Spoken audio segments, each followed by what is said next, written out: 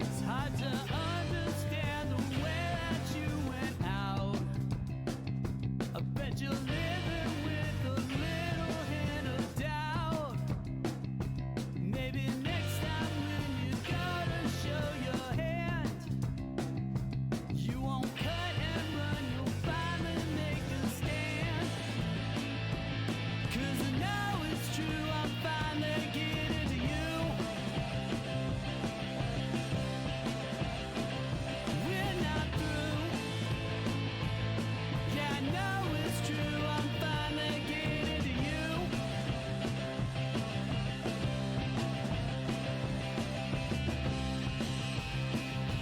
Existential questions always get you down. All you want to know is are we lost or found? Is there something that you feel you need to chase? I bet you thought you'd put me in my place. 'Cause I know it's true, I'm finally getting to you. We're not through. I know it's true, I'm finally getting to you.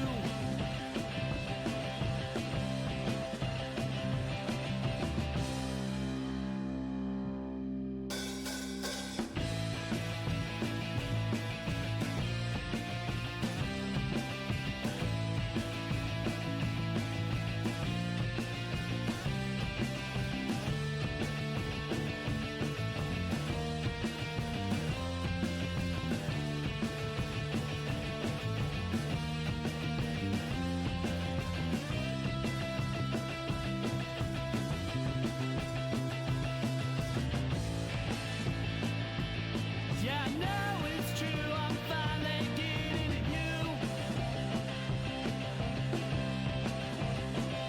We're not through. Yeah, I know it's true, I'm finally getting to you. You can run, you can hide, but inside, I'm finally getting to you. Yes, it's true. I still love you, but I am getting to you.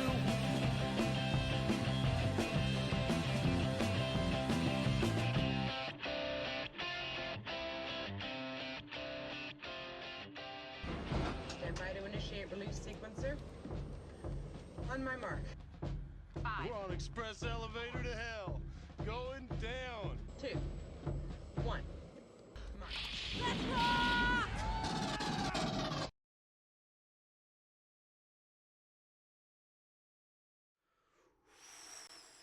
Welcome back to the Resupply with me, guy next door. Me, slightly sick DK. And me, fan. Bringing you your nasally double tap of all things Space Marines and Laserforce. It's time for hello. Space Marines. Oh, jeez. Hey, fellas, how the heck are you? It's nice to see you not within spitting distance again. I don't know about that. I liked when you were in spitting distance. True. Yeah, it was good, but yeah, I could definitely deal without the post-Nats head cold for sure. Yeah, same. It was that fucking old guy on the plane. Thanos, what I'm talking about. We're Yeah. plotting our revenge right now. I'm gonna go get his ass. Yeah, sick people are the worst. I know, right? I would like somebody to check the plane and see if he left his lung in the back of the seat pocket. Yeah, they collected that and served it as the in-flight meal on the next flight. It probably would have tasted better, to be perfectly honest. Yuck. Hello to everyone in chat. Nice to see you. Hopefully you guys are recovering from Nats as well. Yeah, I tried my absolute hardest not to get sick on this trip. You really did. I did. I saw. Man, the prep.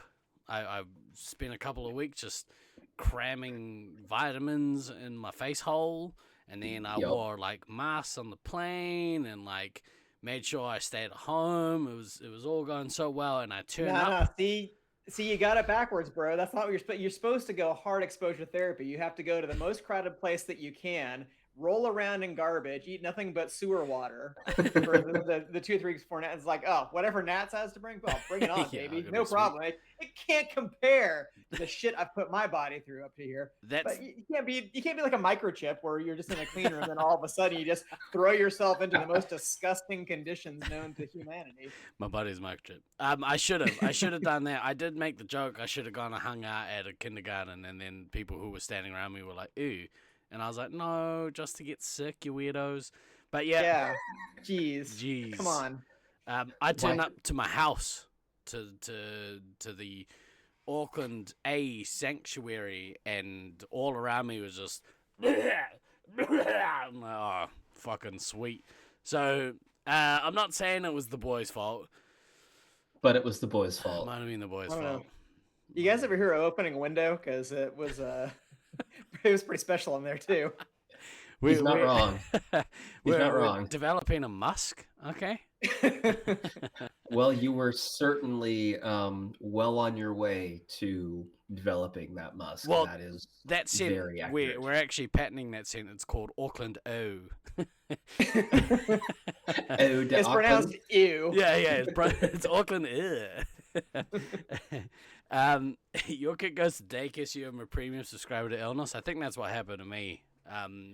Is that the boys have children, and just all the way in.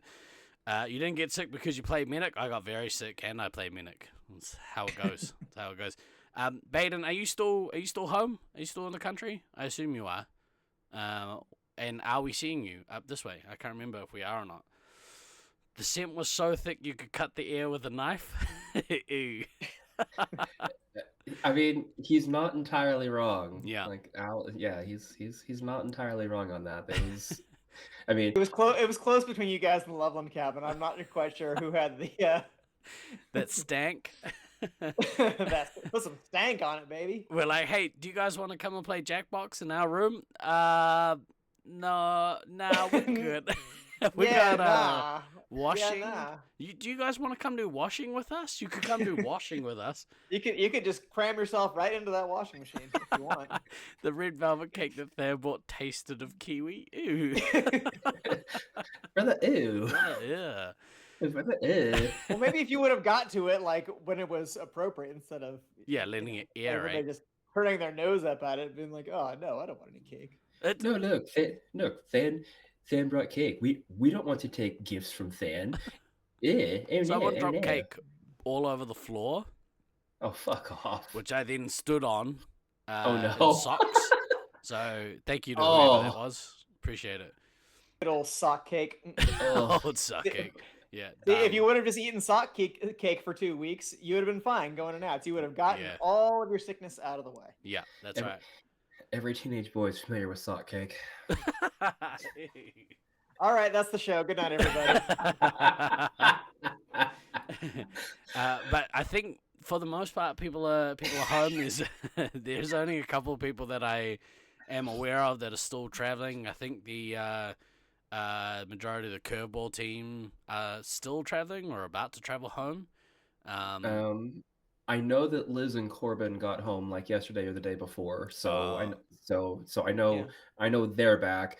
I know Dave that had like the long holiday. So I Yeah, don't know there if was he's there's a getting couple back staying yet or not. till today. I'm pretty sure. There's a couple obviously that have made their way to New Zealand, which it's nice to have visitors. I think Stu will be joining us at Members Night. I don't know if anyone else is joining us for Members Night next week, but it'd be cool to see everyone for one last hurrah.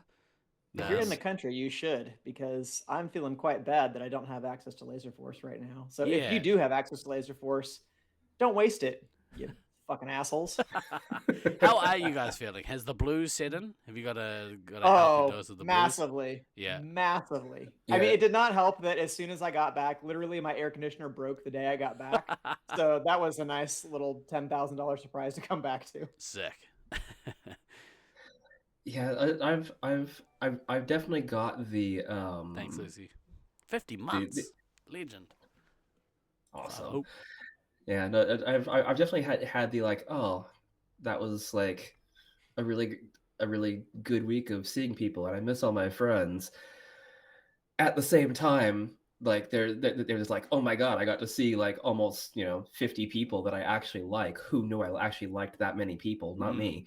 And so like that's been kind of sustaining me after getting back as well. So it actually hasn't hit me like as bad as it normally does. Which I think literally is because it had been so long since I had seen so many of the people that I got to see last week, that my brain is still like happy chemicals because you got to see people that you like and you don't get to see in person all that often. So Yeah. You're about to get that case of type 2 onset feelings or something to that Oh, to that effect. The worst kind. The worst kind. The worst kind. Yeah, it was very nice for me. The highlight of the week, and we'll probably talk about a bunch of highlights. But yeah, it was very, very nice to see Philippines.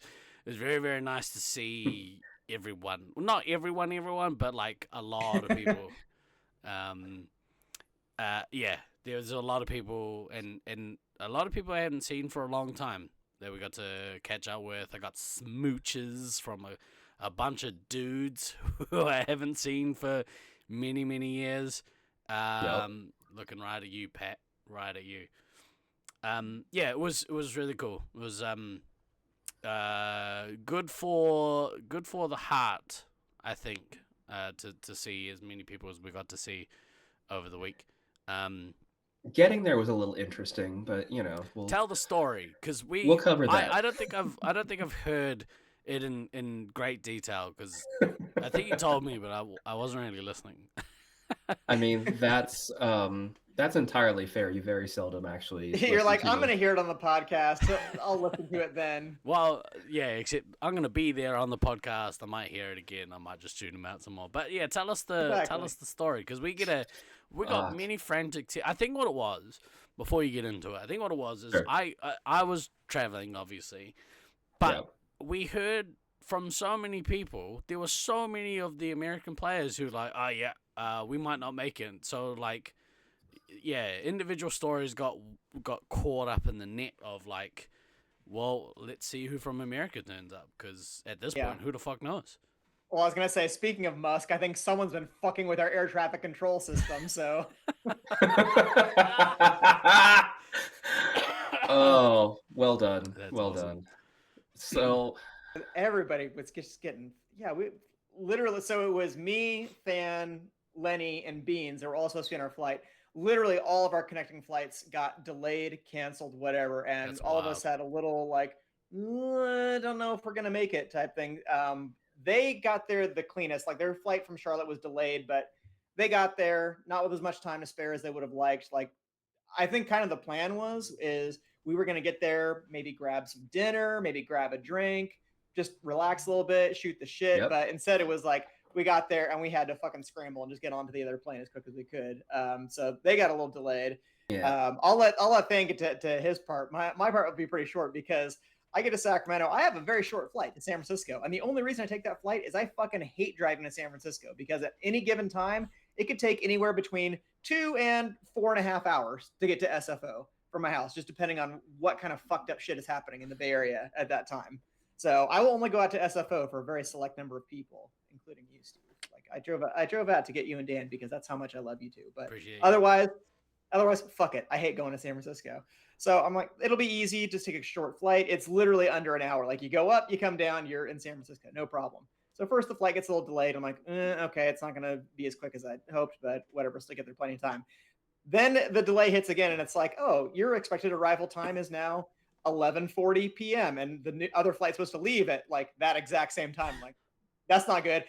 Everybody starts rushing the fucking desk, and they're just like, oh, what's going on? I was like, oh, okay, like, if that's what's going to happen, I'm not going to make this flight. So I'm already looking at, all right, what are the alternative flights, this or that? And initially, the only one they're going to offer me is the same flight that's 2 days later. I'm like, fuck that. I'm not getting to Brisbane on fucking Sunday. Yeah. And I'm like, I'll have to find some other kind of flight. But Fortunately for me, a true hero of the people. She rightly belongs to the Brisbane Democratic Laserforce Republic of Laserforce because she works for the people for sure. Managed to talk the gate agent into getting us a taxi to take us from the Sacramento airport to SFO, which would get us there faster than a plane.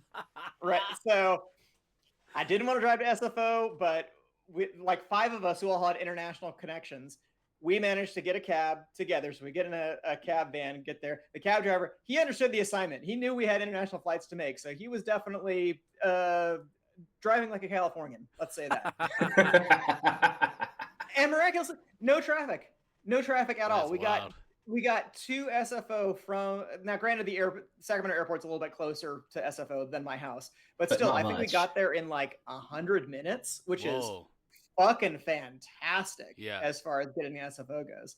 So managed to do that. I had to go back through security again, had to let TSA rub down the exterior and give everybody a free show because apparently that's just what happens because they pay special attention to the D in DK. Clearly, yeah. Like I don't know. I don't think I'm particularly gifted in that area, but TSA apparently begs to differ because they really like feeling that thing. Let me tell you. But I guess if you're gonna work for TSA, you just exude small dick energy. So anybody with like a normal sized dick, just all of a sudden they're just like, I don't know what this is showing up on the radar. We better check that thing out. Showing up on the radar. Whatever the fuck kind of cancer screening they give me before I go into the airport, it's the worst. But anyway, managed to make it there. Than had a little bit more of a journey. So Than, you go ahead and tell them about your journey. Fuck. Okay, so my flights to get to Australia was going to be very simple. It was going to be from Portland down to San Francisco, and then San Francisco to Brisbane with these other 3 idiots, including a co-host who was sitting next to me for the entire flight both ways. And so this is like, look, this in all seriousness, it's like, okay, great, I'm gonna be on a flight with DK and Beans and Lenny, and that's gonna simplify so much stuff when we get to the other end of this. I've got the rental because I've got the cool corporate discount, so I'm renting the car, so it's cheaper. So we're doing that, and I've built my schedule for the flights in a very logical way. My flight from Portland is supposed to leave at 7:30. I'm supposed to get into San Francisco about 9. It's about 2.5 hours between when I'm supposed to get there and when the flight is supposed to leave. This is a very rational amount of time between flights. At least when I booked it, it was. And like there was an earlier flight that I could have taken, but if I take that flight, there was like things that I had to take care of before I could leave. Around like getting my cats for their boarding and just getting some other stuff around the house taken care of, this, that, the other. And quite honestly, I didn't want a 6-hour fucking layover in San Francisco. Like, call me crazy, but if I don't have to spend 6 hours in a goddamn airport, I'm not going to spend 6 hours in a goddamn airport. So, okay, You're crazy. And sorely did the universe make him pay for that that arrogance. Pretty much. So I get to PDX about 5:15, and at this point, my flight is on time. Like, the app is like, yes, cool, everything is good. I'm like, awesome.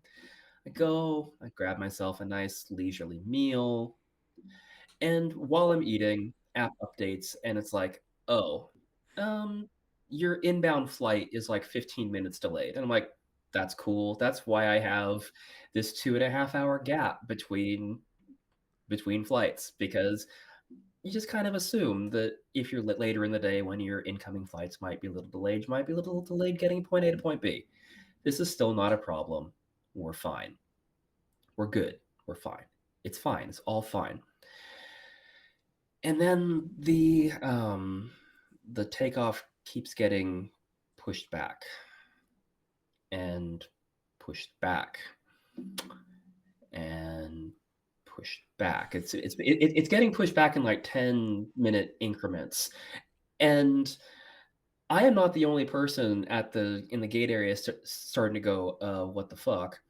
And so the captain actually comes out and makes the announcement instead of the gate agent, which, fair play, nice touch.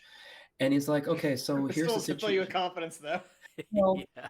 but I can appreciate, the captain of the aircraft coming out to do it, to kind of take some pressure off of the gate agents. Like, it's a classy move. And he basically says, okay, so here is the scenario. The issue is there's apparently currently some weather in San Francisco with crosswinds, and anybody who's familiar with the San Francisco airport knows that, yeah, okay, that's a thing that can happen. And so they're running with 2 of their runways instead of 4. They're already, down capacity. And because of the air traffic controller shortage, they are limiting the amount of planes that are allowed in the airspace. Now, I don't mind this as a general thing, like, oh, you want to keep the number of planes in and around the area to a minimum when you have minimal staff so they don't crash into each other. You know what? By all means, fucking do that. Like, Yeah, but I have to get to Australia. I'm willing to risk 1 or 2 crashes. I mean, really, how bad could it be? yeah. So, Put that eagle on me. yeah. So at this point, there's like, okay, so our takeoff window is now 9:37 p.m. and I'm giving exact times because they matter. However, we can go 5 minutes early, so we're going to try and be wheels up at 9:32, which is literally the earliest we are allowed to be off the ground. And we were wheels up at 9:32. Like, That's pretty good. We took off at 9:32. Like, he held Good to job, his Captain. word. Yeah. And So obviously at this point, like, with the drama that, DK is having getting to SFO, and, Beans and Lenny, it's less drama because they're in the air. Their flight out of Dulles, yeah, it took off late, but they know that they're going to be there in time. Like, it's going to be close, but it's going to be fine. But our group chat is just kind of like, it's this very push pull where, at first I thought, like, I'm chill, I'm good. Everybody else is freaking out, like, yeah, okay, it's fine. And then slowly I'm starting to freak out, and DK starting to freak out, and Lenny and Beans are like, well, fuck you guys, we're on the plane, so whatever. It's just very, like, it's all sorts of emotions bouncing around on this. It was the wrong time for my weed to wear off, I'll tell you that. So we're in the air, obviously, because we're no longer on the ground. And as we're getting closer into SFO, I'm looking at the time and I'm like, oh fuck. And I keep waiting for the United app to update that my flight leaving is delayed, because I'm like, there's only 2 runways, maybe that flight's going to be delayed. And my flight keeps not getting delayed. The flight to Brisbane is not delaying out. I'm like, and I just keep looking at it. I'm just like, fuck, I just give me 15 fucking minutes. That's all I fucking need. I just need it delayed 15 minutes and this is easy. Nope, that does not happen. My flight, that flight does not delay out. So as we get closer, the flight attendants make the call, like, okay, we have 6 flights. There are 6 international flights of people making connections on this flight. If you are not one of those people, essentially stay the fuck in your seat and let the other people get off the plane. Saving me at this point is I got a very sweet upgrade to first class for the PDX SFO legs of my flight. So it was $100 for the round trip. I'm definitely going to do that. So I'm sitting, bougie ass bitch, abso-fucking-lutely, for $100. Fuck yes, I'm gonna be a bougie ass bitch. And also I had checked a bag, so I'm like I'm already mentally thinking my luggage is not getting to Australia with me. Like, if this all goes through, like, it's just not going to happen. But it's Laserforce, so it's probably not. Yeah, but that's a future Chris problem at that point. Current Chris's problem is, oh fuck, are we going to land in time for me to get from point A to point B. And Oh, we heard, so Cody. We heard. oh yeah, Cody, we know. We will get to you, good sir. So we land. And because I'm in row 4, I'm literally the second person in line to get off the fucking plane. And now at this point, okay, so I've been sitting for 90 minutes. My fitness is not what it should be because, I got hurt 6 weeks ago, this, that, the other. Like there's a whole bunch of things that are just not great, but I've got to get from gate E10, which is where the plane landed, to gate G4. Now, if you're not familiar with the San Francisco airport, and quite honestly, there's no reason why most of you would be, that is not a short distance. Yeah, you go like all the way up one leg and then all the way over and all the way down another leg. Yeah, the app is saying, oh, this is a 20-minute walk. Now, granted, they are Like, accommodating, bet, motherfucker. they are accommodating for people of various fitness levels, but a 20-minute walk, regardless of what fitness levels you are accommodating for, is not short You'd be fucked. in this context.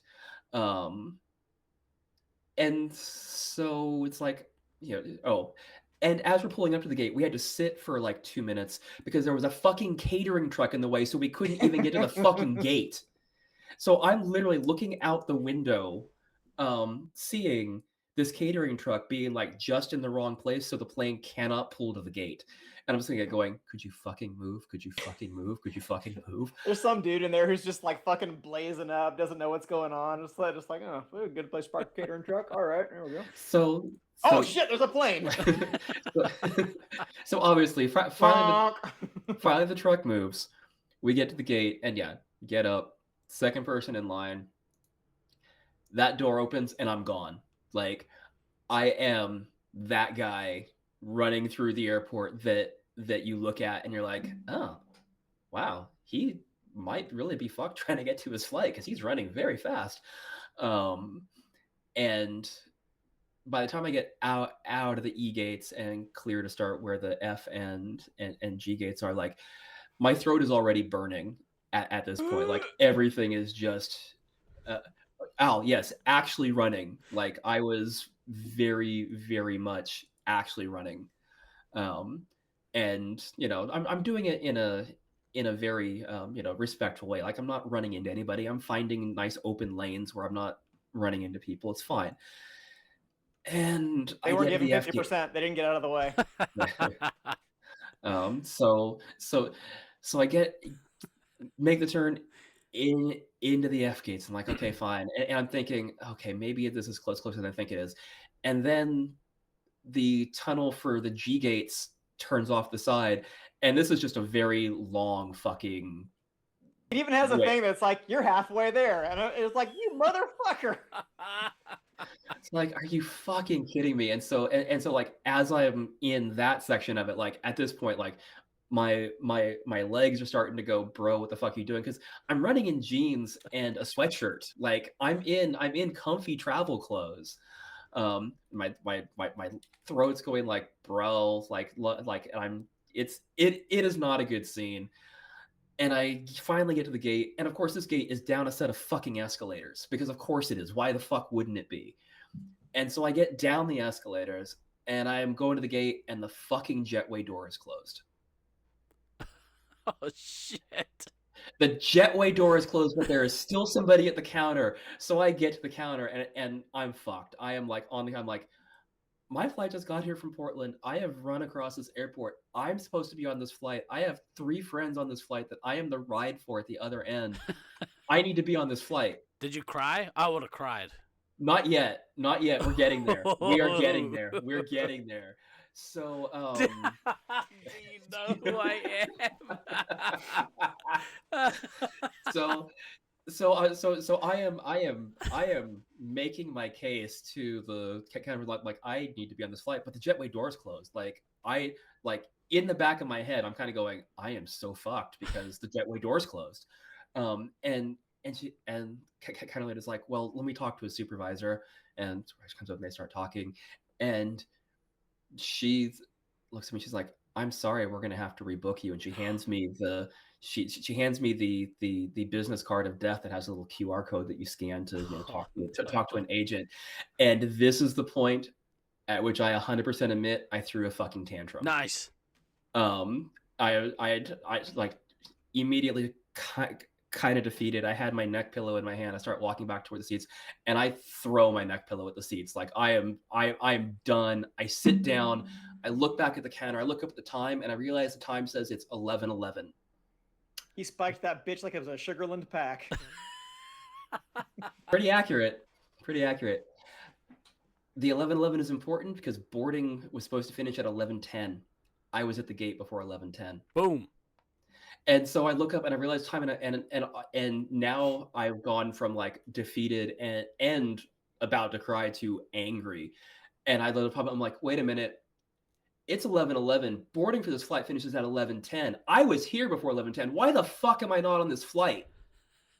Like, just immediate tone change once I kind of put together the timing of everything. And counter lady is kind of like, not really. And right at this moment, like somebody comes out from the jetway and she starts talking to him, another supervisor, and she's like, starts talking to the situation. He's like, no, there's 4 people coming from Portland that are supposed to be on this flight. And he looks at me and he's like, are you one of those people? I'm like, yes. He's like, do you have your passport? I'm like, fuck yes, I've got my passport. He's like, well, get over here then. And scan the passport, do the biometric stuff that they do. You're a lot less sweaty in this photo. Opens the, gets the jetway door open, and like as I'm walking through, I'm like, there's 3 more people coming. He's like, they are not your concern. Go get to the plane. And I'm like, good guy, fan. Yep. Okay, cool. And so I walked, I walked down, and the plane door is still open. So the jetway door is closed, but the plane door was open. If the plane door had been closed, would have fucked. That's all she wrote at that point. But because the jetway door was closed, I thought the plane door was closed, and so I thought me. Yeah, they don't usually open that. Yeah. I thought I was totally fucked. So I get on the plane, and there's one picture that I think Beans took. You might have just seen it to me. Okay, cool. I'm going to share in the laser memes section on the Resupply Discord right now.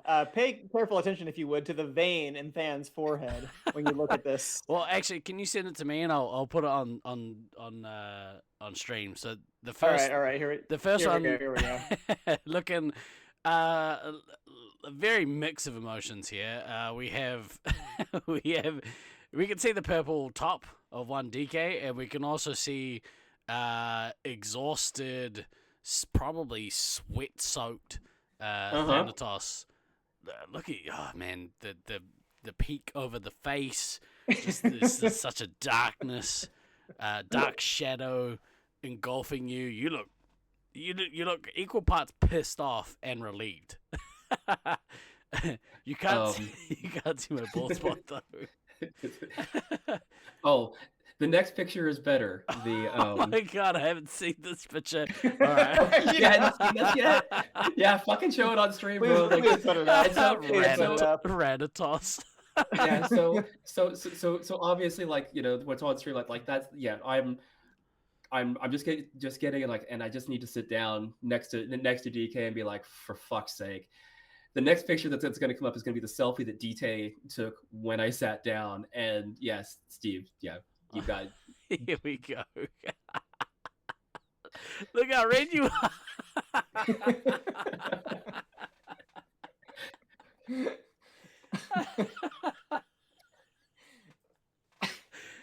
Oh my god, you're red. And I had gone and filled up my entire water bottle because I know they don't give you anything but those tiny ass little water bottles when you get onto the flight. I'm like, this will be fine. This will get me through the first couple hours of the flight, whatever. So I filled it all the way up. As soon as Stan sits down, he drinks my entire bottle of water. Which, fair enough. I did make the offer. I was like, hey, bro, you need some water. He's like, yeah, need some water. He downed the entire fucking thing. And I had that, like, I'm just waiting to get some more water from the people on the plane. That's such a rad photo. Yeah, so obviously, I've made it. This is fucking great. So the sweatshirt immediately had to come off because obviously I'm just overheated as fuck. The only thing that kind of saved me was that I was wearing a soccer jersey underneath it. So, I was wearing something that would actually like wick sweat out. Yeah. But it took me anyone who's flown, knows what the environment is like on a plane. It took me 45 minutes to Fucking cool down disgusting. enough Wow. to put my sweatshirt back on. Yeah. Because that was the level of effort getting from point A to point B. Now, Quick question. Did they make you stow that vein, or were you allowed to keep it? Because it looks oversized. Oh, it was so bad. Now, here's the part that really it ends up kind of sucking, but I didn't know at the time. Like, the other 3 people made it on the flight without any problem. Yeah. So I apparently did not have to. No, you go as led the hard as I way. did. If you hadn't led the charge, they wouldn't have known about those Yeah, other That's people. right. Well, Meanwhile, like whatever. me and Beans and Lenny are all like begging every flight attendant we came about, like, our friend is on his way. He just landed from Portland. You have to hold the plane. So that is the story of how I came the closest to missing a flight that I have ever come. I have never been that close to missing a flight ever. Now, eventually, not that far after takeoff, after takeoff time, whatever, we push away from the gate, and we spent 35 fucking minutes just sitting. Did we? I guess Yeah. we did, huh? I completely like blocked that part. I remember. I'm like, whatever. We're on the plane. We're on We'll the get plane. there. We're Yeah. all good, baby. Yeah, no, we spent 35 minutes sitting on the tarmac, and That's I right, know we why did. they push back. They push back because if they don't, they get hit with some pretty immense fines. Like Yeah. that is why they don't hold flights if they can at all avoid it, because there is a substantial cost involved with it, and I understand that. But I swear to fucking God, if I had gotten to the gate and been able to look out the gate and see the fucking plane that I was supposed to be on just fucking sitting there on the goddamn tarmac in view, that I would have fucking lost it. Yeah. I would have fucking lost it at that point. That's amazing. But so that was literally, and I know you're gonna be shocked. All gonna be shocked to fucking hear this.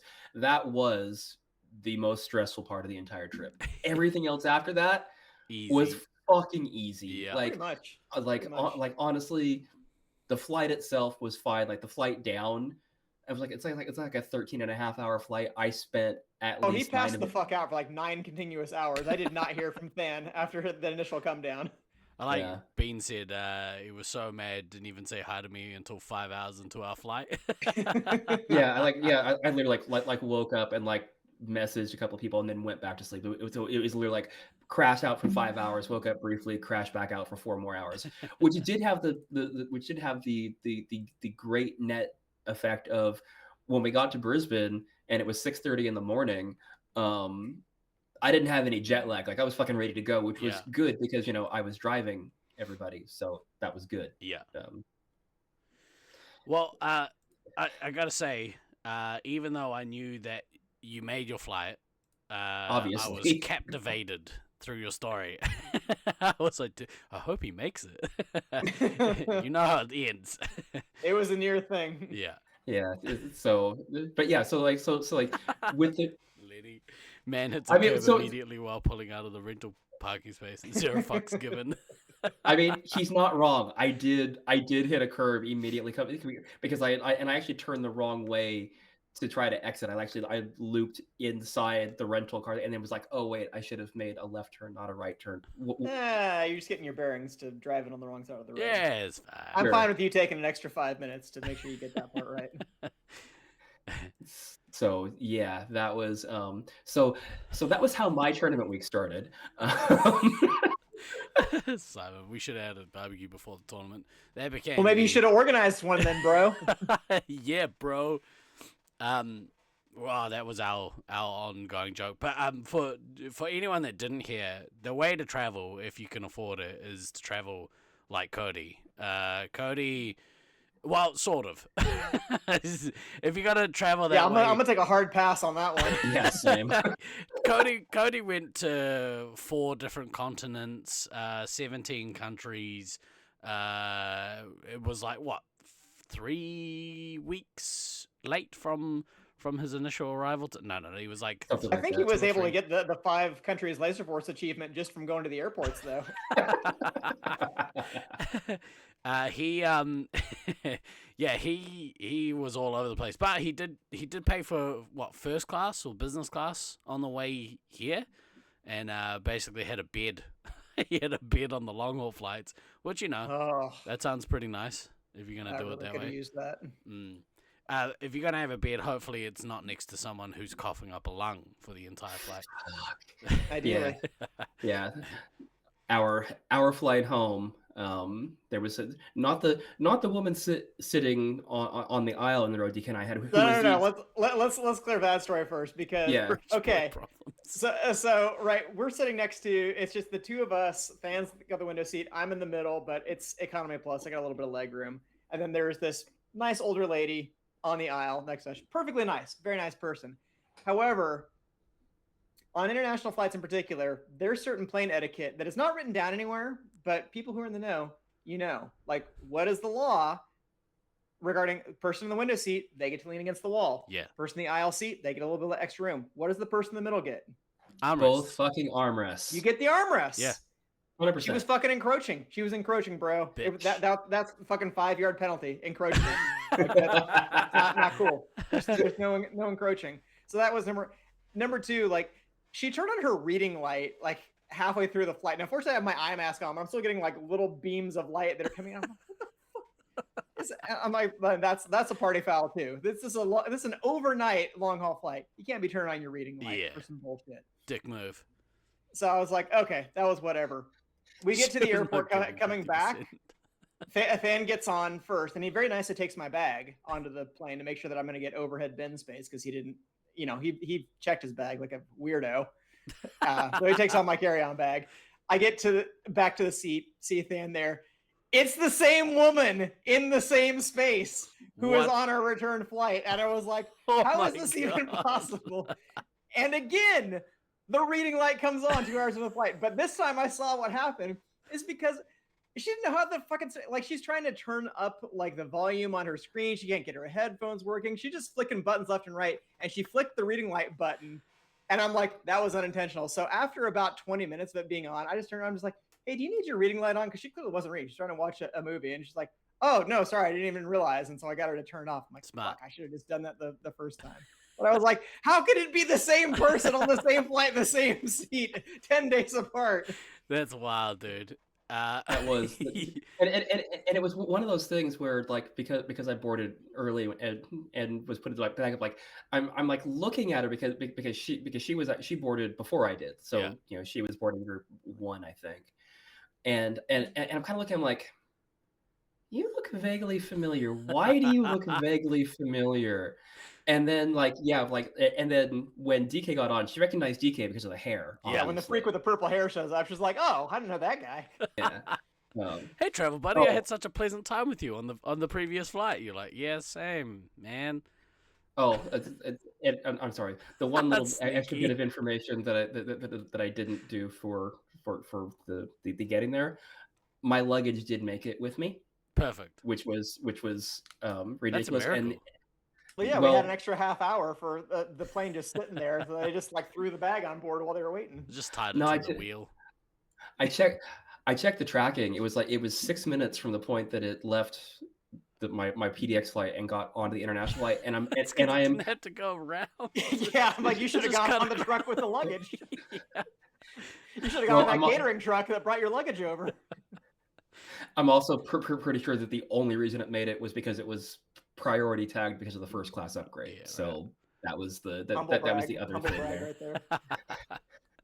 Oh, there's nothing humble about that brag. Like, I'm definitely bragging about that. It was, again, only $100, and I think it ended up saving me a lot of stress. So it was fine.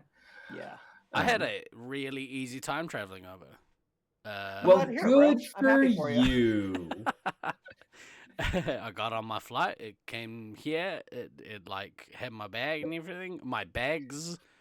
The only like iffy part was my bags were maxed. In fact, I had to reshuffle some shit between them because one was overweight and one was like slightly under. But they were, I think, 23 kilos limit each. I think they were both met at about 21 and a half after I kind of reshuffled some stuff. Oof. Dude, we were pretty close, and I had to wear all my underwear on the flight as well. No, I didn't have to do that. What is this, Ryanair? Yeah. But yeah, dude, thank you to everyone who bought merch. Really appreciate you. Please reach out if you didn't get something, because I've bought some stuff home which I was not expecting to bring anything home. That shouldn't happen. No, it should not. Hopefully everything got to where it was supposed to go. I only missed one order, and that was a hat to go to Rusty. So apologies for that, Rusty. And Baden, yeah, Baden had to wear a couple of singlets that said beans on them for a couple of days. So, but we got that sorted. Man, they were quick to get those out too. We got those. They arrived on Wednesday. The replacements. It was pretty impressive. Oh, wow. Yeah.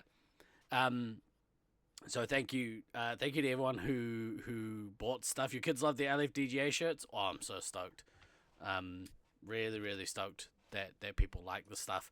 There was a couple of things that should have been a little better, but I hope everyone was ultimately happy with everything. I was a little bit miffed at the wristbands, because we ordered the wristbands and they were like about a centimeter longer than the ones that we'd have done previously, which meant they were quite loose on the wrist. They're like ankle monitors. yeah. I was pretty disappointed at those, to be fair. Yeah, so I've ended up bringing basically, I think we had 100, and I think I've bought like 50 of them back. So it was a bit of a shame there, but it is what it is. Bonfire time. Bonfire time. Bonfire time, yeah, maybe. You fixed a tiny hole in your jacket? Hell yeah. Apologies for that. I'm not sure how that happened. Bloody holes. Wanted to also do some other thanks. I should have wrote down a bunch of people to thank, but thank you to Rusty for being the tournament director. I think overall he did a really good job. There was a couple of things that may or may not have been his fault that sort of happened throughout the week. It's always his fault. I say May. God damn it, Rusty. Thank you to Brisbane Laserforce for hosting us for the week. Again, a couple of things could have been done better here and there, but we'll get into it. Well, we'll get it. Maybe. This is only part 1 of 69. So That's we have right. a lot of recap shows to go. Yeah.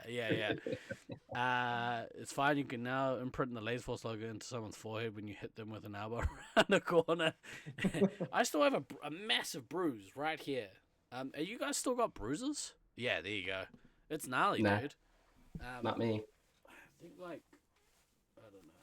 It's hard to tell, I guess. You can kind of see the end of it. Stupid sleeves.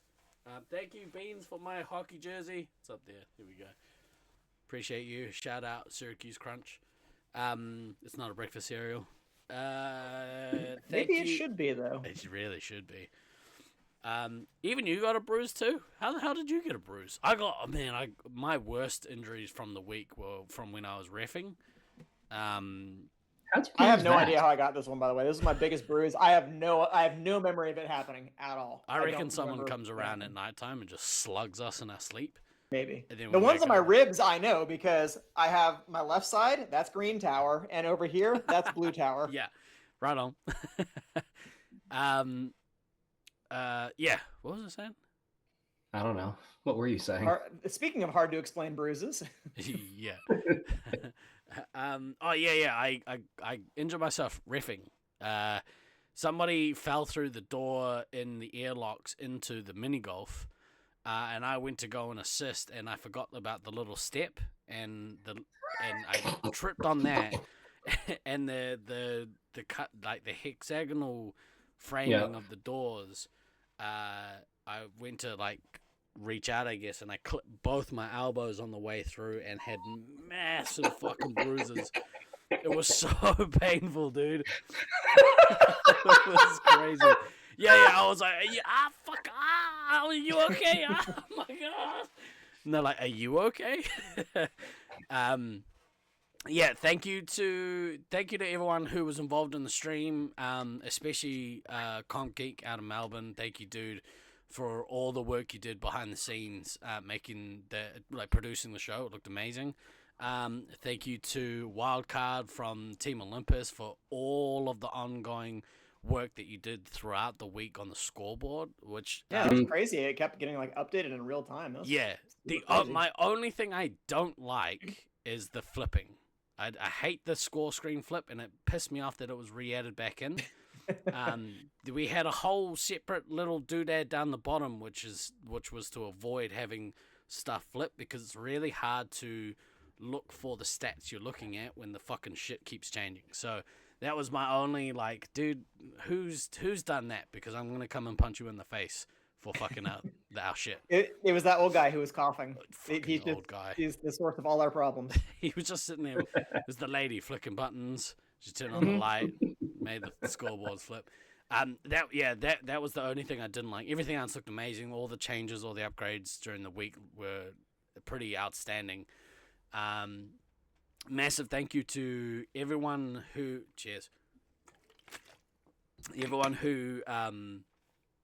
was involved in the commentary. Special shout out to Rockwood for all of the work you did throughout the week, dude. I hope you enjoyed yourself. Rockwood. Huh? No sleep, Rockwood. No sleep, Rockwood. I hope you enjoyed yourself. I hope you enjoyed the experience. Coming from someone who's done it previously, I know how brutal it is. But I hope you enjoyed the hell out of it. Thank you for everyone who joined Rockwood on stream during the week. Gave up some time to come and keep him company, because doing that shit by yourself is actually really tough. Who else am I forgetting? I wouldn't do it. I'll tell you that. It's brutal. It's so brutal. It's cool, but it's also like you kind of, you miss out on being there, right? If you're, it's fine if you're not planning on going, and you have the time to do it. But if you don't, like, you really miss being, like, once everything goes dim, once the day's over, then you just go back to regular life, rather than, like in our case, we go back to the holiday park and sit in a smelly, like, cabin and play Jackbox with each other. Thanks to that guy that was wouldn't trade it for anything at the comedy show. We'll talk about We'll get the comedy there. show. Oh my god, We will definitely get there. We're gonna do a series of, like, recap stuff while this is relatively fresh. Yeah, we're not even up to the tournament yet. That was just describing getting there. Yeah. Yeah. Thank you to everyone who gave rides to people, who organized stuff. Thank you to Traj for being the head ref, even though I wasn't playing. Thank you to Kels and Tu for all your administrative tasks throughout the week. Appreciate you helping the tournament run smoothly. All Professional cat wranglers. Yeah. Thank you to all of the staff at Laserforce for putting up with us, for helping us with the practice days and like getting us food and all that all that rad shit. Thank you to all the players for turning up, even if it was slightly late or bang on time. Because without the players, there is no tournament. We don't have that. And apologies for anyone that I've missed. Thank you to Russell, I guess. Thank you to Vadiac for the stats. Thank you, Beans, for all the work that you put in behind the scenes. Just thank you to everyone. You guys are legends. Right, now with that out of the way, what do you guys want to talk about next? Because well, do we want to go over the awards? I wanted to snag those just so we can. Yeah, like we should probably cover what the actual results were. Do that, and then, like, potentially, we'll see where that lands us, and then we'll see if we need to do another show to recap the non-laser stuff. There's gonna be 3 shows. We'll talk at least more in depth about the teams that showed up and et cetera, et cetera. But yeah, do you want to take us through the results, DK? Why don't we? Let's do individual awards first because I feel like once we get into the teams, like we'll probably say stuff about the teams as Yeah. we go. Yeah, So that's fair. okay, the MVP awards. It was the Brisbane A team, but I'll give you their respective positions. So, Basil was MVP Commander, Glader was MVP Heavy, JFK and Sharpshooter were the Scouts, Rusty Ammo and Taipan Medic. Yes, you heard that correctly, Rusty and Taipan. MVP Resupply, because we all knew that was definitely their legitimate positions, no problem. The All-Star Awards, there were no repeats this year, so That's wild. This is the first time I can remember that there were no repeats. Yeah. Like we've had some years, in particular, I feel like the Brisbane tournaments I've been to, there's been more of a split than there sometimes otherwise is. But this year, yeah, there were no repeats whatsoever. I think everybody kind of had in their head that it's like, yeah, okay, Brisbane A, they're gonna get their trophies, all that. Like let's vote for Not everybody else. Brisbane Which, A. to an extent, like I feel kind of bad for Brisbane A because it's like they I were don't. oddly kind of like overlooked during the week because it's like, yeah, it's Brisbane A, but like they fucking crushed it. It's Yeah. just it's hard when they're just running over everybody that Yeah. it just feels like, okay, we have those games, and then the rest of the tournament, like the rest of the teams will play. We'll play. And then they just beat everybody else down. But like seriously, they were a fucking amazing team. It was great Yeah. to watch. Like I'm going back and watching more of this stuff now. I really plan to watch a little bit more in depth if I can because it really was cool to see them operate as a unit because they absolutely dominated the entire tournament. I often think I wonder if they still find it fun because they're so dominant that they walk in, they clean up, they walk out. Like is it still fun at that point or they're just like, oh whatever. Like we're just getting trophies at this point. I mean, winning is fun.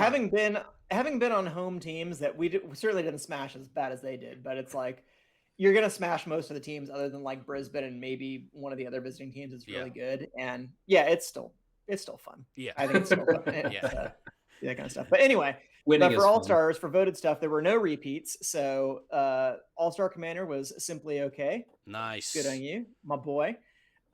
Fear Turkey as Heavy. Also my boy.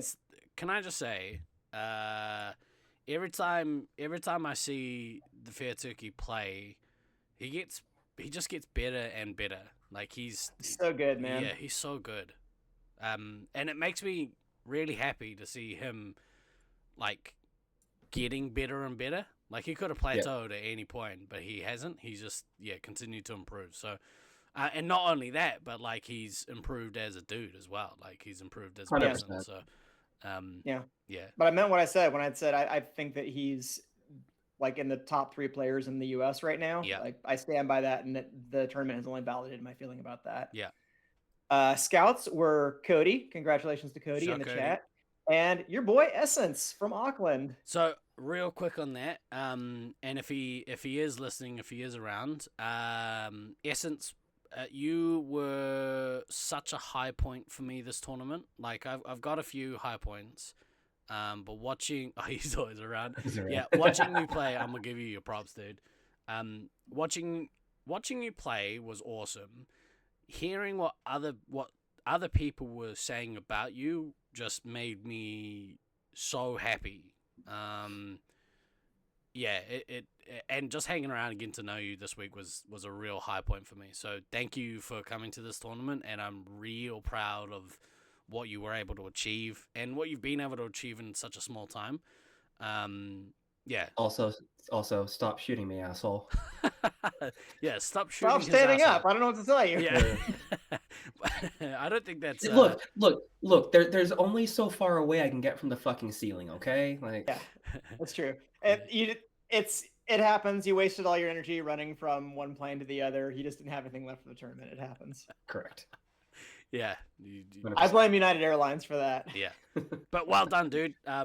Yeah, it was an interesting thing. I was thinking about this yesterday. It was really interesting to hear all the, like I'd been hearing stuff from players all throughout the week, which was then ratified by winning an award. So like it was cool to be like, I feel like Essence has been a real high point for us. I feel like he's been a real high point on our team, and then you hear it from the peers. He did really well. Yeah, so well done, dude.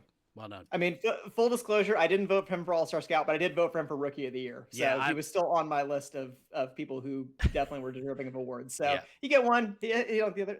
That's fine. I think he was the like- point is, the crowds won out. I think he was like, He oh, man, deserves something. I really wanted Rookie. And I was like you could have won both. It would have been interesting to hear how far away from Rookie he was, because I'm actually curious about that myself. yeah, I don't think we Because there, should ever know, but it's nice to kind of ponder. I mean, you can ask No. Rusty. yeah, I'll tell it's you. behind the scenes because No. he had to validate / I don't know, like torture yourself. I don't know what it was. I had to validate my own ego, and we'll get to that. Yep. Oh, you asked? So voted ammo was some guy with purple hair. Anyway, Well deserved, by jerk. the way. Yeah. thank you. Um, I the- did feel that I worked hard for that, and I tried to innovate a couple of things with the ammo position, the way that it played in Brisbane. I feel like it was helpful for our team, and I noticed a few other players, most notably Lone Soul, Oh, trying to copy certain stylistic elements of that. Yep. So it was. well, we watched you on day one, Mhm. and we were like, that's how you do it right there. If you're not already a local and you're trying to learn a style, that's the style there. And to his credit, I didn't vote for you. I voted for Lone Soul. But That's okay. yeah, Loyalty. I understand. well, not even that. Like, so it really bums me out when people vote like not on merit but on popularity. People are like, oh, it's such a popularity vote. It shouldn't be. It should be voted for on merit. And like, it's not just about the winning percentage. I think it's about like who's playing the position, who's playing the position the best. For me, Yep. at least, that's how I vote. And although you were 1B, for me, Lone Soul was 1A, but that's just, that was my opinion. And I got to see Lone Soul all week up close, so of course I'm going to pick him. But Well, both that's you fair. killed it. Both of you were I fucking understand. awesome. Yeah. Also, And then the only the only Brisbane player to win a voted award was Danta from Nice. BDRL as the All-Star Medic. which is crazy, because that team was excellent. They were, and in some ways, I do feel kind of bad that they didn't get their flowers for the All-Star positions, because it just seemed a lot of players were.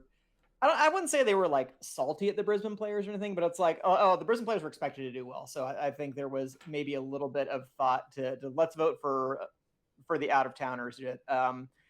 But like, seriously, any of the BDRL guys definitely could have been in contention for any I of these agree. positions. Yeah. Like, I would absolutely. It was really tough for me when it's coming to Scout. So Yeah. again, interest of full disclosure, I did vote for Cody for All-Star Scout. My other All-Star vote went to Prawn Boy, because I thought Prawn Same. Boy played an amazing tournament. I Yeah. thought he was a fantastic scout, and I thought Rook was excellent as well. Like, it was very tough for me. I'm like, who do I vote for? Who do I leave off? I kind of didn't want to vote for two people on the same team, but like honestly, they were kind of the difference makers in a Yeah. lot of ways, because like I look at, like, in 2023, our sort of philosophy going in was, we're not going to be able to beat Rusty and Taipan like with our 3 hits. Like, the best we can do is maybe kind of play them close. Maybe we can match their output.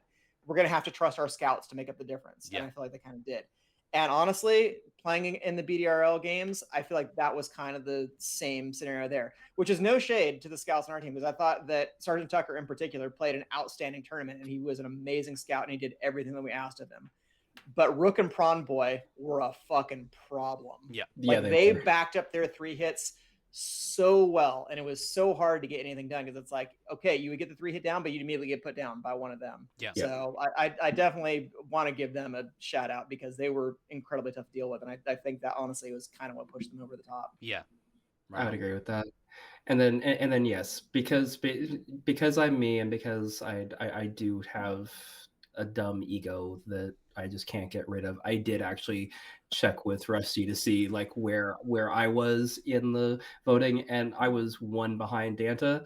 Nice. I did not vote for myself. I voted for you, Steve. I didn't me. vote for you either. I voted for Danta, so if I changed my vote, you would have got it instead. I don't think I didn't vote for me for anything, and it would have only been the one thing, but like, I didn't deserve any flowers for this week. No, it was a lot of like looking at the team dynamic that you were working with and what you were trying to do as far as like keeping it together. Yeah. And like I know exactly how hard that is. Mm. And Yeah. and the things that you were trying to do from the resupply in terms of in terms of trying to, you know, get your team performing better, Mm. like those are things that I'm very sensitive to watching. And Mm. so I was watching you like, you know, try and do these things and try and work through like basically pushing your team into like doing better basically. Yeah. And it was one of those things where it's like, you know what, it's like you right now have one of the hardest jobs here this week for a variety of reasons, and you're actually doing it. You're actually doing it really, really well. Mm. Even if you don't think you're doing it really, really well, and I understand that, you know, it's, you know, we're always our own worst critics, but you were, so that was why I thought you voted worked for really hard, which I, Yeah. I definitely look at when I'm thinking about like All-Star Awards is like who had to work hard for this, Oh, yeah. because that's one of the things that it's like I'm usually not gonna vote for a medic on the winning team because a lot of times like their job's pretty easy. They just Yeah, kinda yeah. sit back and give out lives. Yeah. But that definitely wasn't like part of the reason I voted for Danta is that wasn't the case. Is he was actually moving around quite a bit. Yeah. And he and Archdruid were pretty essential to the way their team functioned. Like For sure. everybody had to be on it for that. So I like definitely I wouldn't have complained if either of you guys won All-Star Medic, because I think you're both incredible medics. Even if you don't feel like you had your best tournament, I think like the mental stuff in particular doesn't go away, and you guys still have that kind of organizational force behind it. But I thought Danta played a great tournament too, Yeah. so And- I'm Yeah, for happy sure. for him. Leading a Yeah, it team is was- hard, especially when you're. I think like so we've talked about it many times, but I think Than is an excellent leader, like a good like teacher. Mhm. Yeah, which is 100%. been our dynamic in the past is I'm a rah-rah guy, which isn't always helpful. And sometimes it is. Sometimes you need someone to I don't know, try and be rah. But I don't know if it's in our particular case it was overly helpful. So I don't know. That's something I'll talk to my team about later, I guess, and give feedback on. But yeah. But yeah, like, but I mean, yeah. When Rusty announced that Danta had won it, I was like, yeah, that Yeah. makes perfect sense to me. Like I had no real issue. But then yeah, the ego kicked in. It's like, well, did I you know have any sort of anything? And then finding out, oh, you were one vote off, and I'm like, you know what? I'm all right with that. I'm still super happy Danta won. Yeah. I do not regret my vote for Steve. Yeah, I was like, it's like, no, that is appropriate. That is an appropriate. I definitely end didn't to have that. any issue with like any. Occasionally, some of these tournaments have come up where somebody wins an award, and I'm just like, who the Really? fuck voted for them? Like, really, Yeah. really, guys? Yeah. But this year, I'm like, no, they were all deserving. Like, it didn't match my votes 100%, but Yeah. I'm like, I don't have any problem with any of that. I thought they all played an incredible tournament. Well, so. I'd had a conversation for you with guys. Rusty prior to the tournament, I think, when we were talking about like how the All-Star kind of vote works, and I think he was talking about putting position limits on who you could vote for, and I was like, nah, dude, like I don't think we need it. Like I think people will vote for who deserves it. I would like to think that there's enough integrity in our scene that people aren't just going to be like, I'm going to vote, you know, I'm going to vote this person for everything, and I think you should do the same because it'd be really funny. And so, nah, I don't think we're the kind of scene that does that shit. I think people vote for genuinely who they thought deserved it, and not just on popularity. For the most I think part. the wisdom of crowds did win out. I would say that your faith in people was validated this year I because think so. they pretty much got the assignment. Yeah. Other stuff. Golden Gun was Lucy. So Good on you for Yay, Lucy. Lucy. Among non-resupply players, Fear Turkey would have been the leader for somebody who didn't spend most of their games playing resupply. But Nice. we can talk about that another time. But hey, good on you, Lucy. It's still important. Hey, you don't want to miss those doubles when you're Dude, medic. she would crush up into a tiny little ball and just shoot off the window, and like it was so effective. like Mhm. crazy effective. Yeah, I'm pretty sure. You know the morphing ball from Super Metroid? I'm pretty sure that Lucy used one of those during the trial. Yeah. Winning both the medic killer and bomb diffuser, because he was just in everybody's face, was also my boy Simply Okay. Nice. So he was taking home trophies left and right. Hell yeah, Yeah, he was. Calkins. Yeah. So I'm super proud of Calkins and how he played this tournament. I think he definitely dispelled any doubts that might have been had about him playing 3-hit in an away tournament, because I know he was a 100%. little bit worried about that. But yeah, he crushed it. Yeah, I know that I know that there was some like, occasional chatter on stream from certain people being like, why is Calkins playing Commander and not DK? Looking at you, Russ. But yeah, no. Quit living in the like, past, Russ. I'm Yeah. old now. Yeah. yeah, yeah. Both Calkins and Saya just fucking killed it. Yeah. Like I was, Such a it good was. tandem. Yeah, it was Yeah. it was a lot of fun watching them both just, run through teams at certain points. I mean, obviously they didn't have their way with everybody all the time. Yeah. But they had it enough that it was definitely like fun to come out and go, oh, it's like, oh, you put up, another 5-digit score. You put up another 5-digit score. You both put up another 5-digit score. Cool. Yeah. And people died and it was effective, and yeah, it was so fucking good. So yeah, it's always nice to see people dispel, potential negative talk tracks about them, Well, I like, don't because think I put enough like respect on Tucker's name, to be fair. we haven't gotten there yet. Okay. We'll can do circle it when back, we get to the team reviews. But Okay. yeah.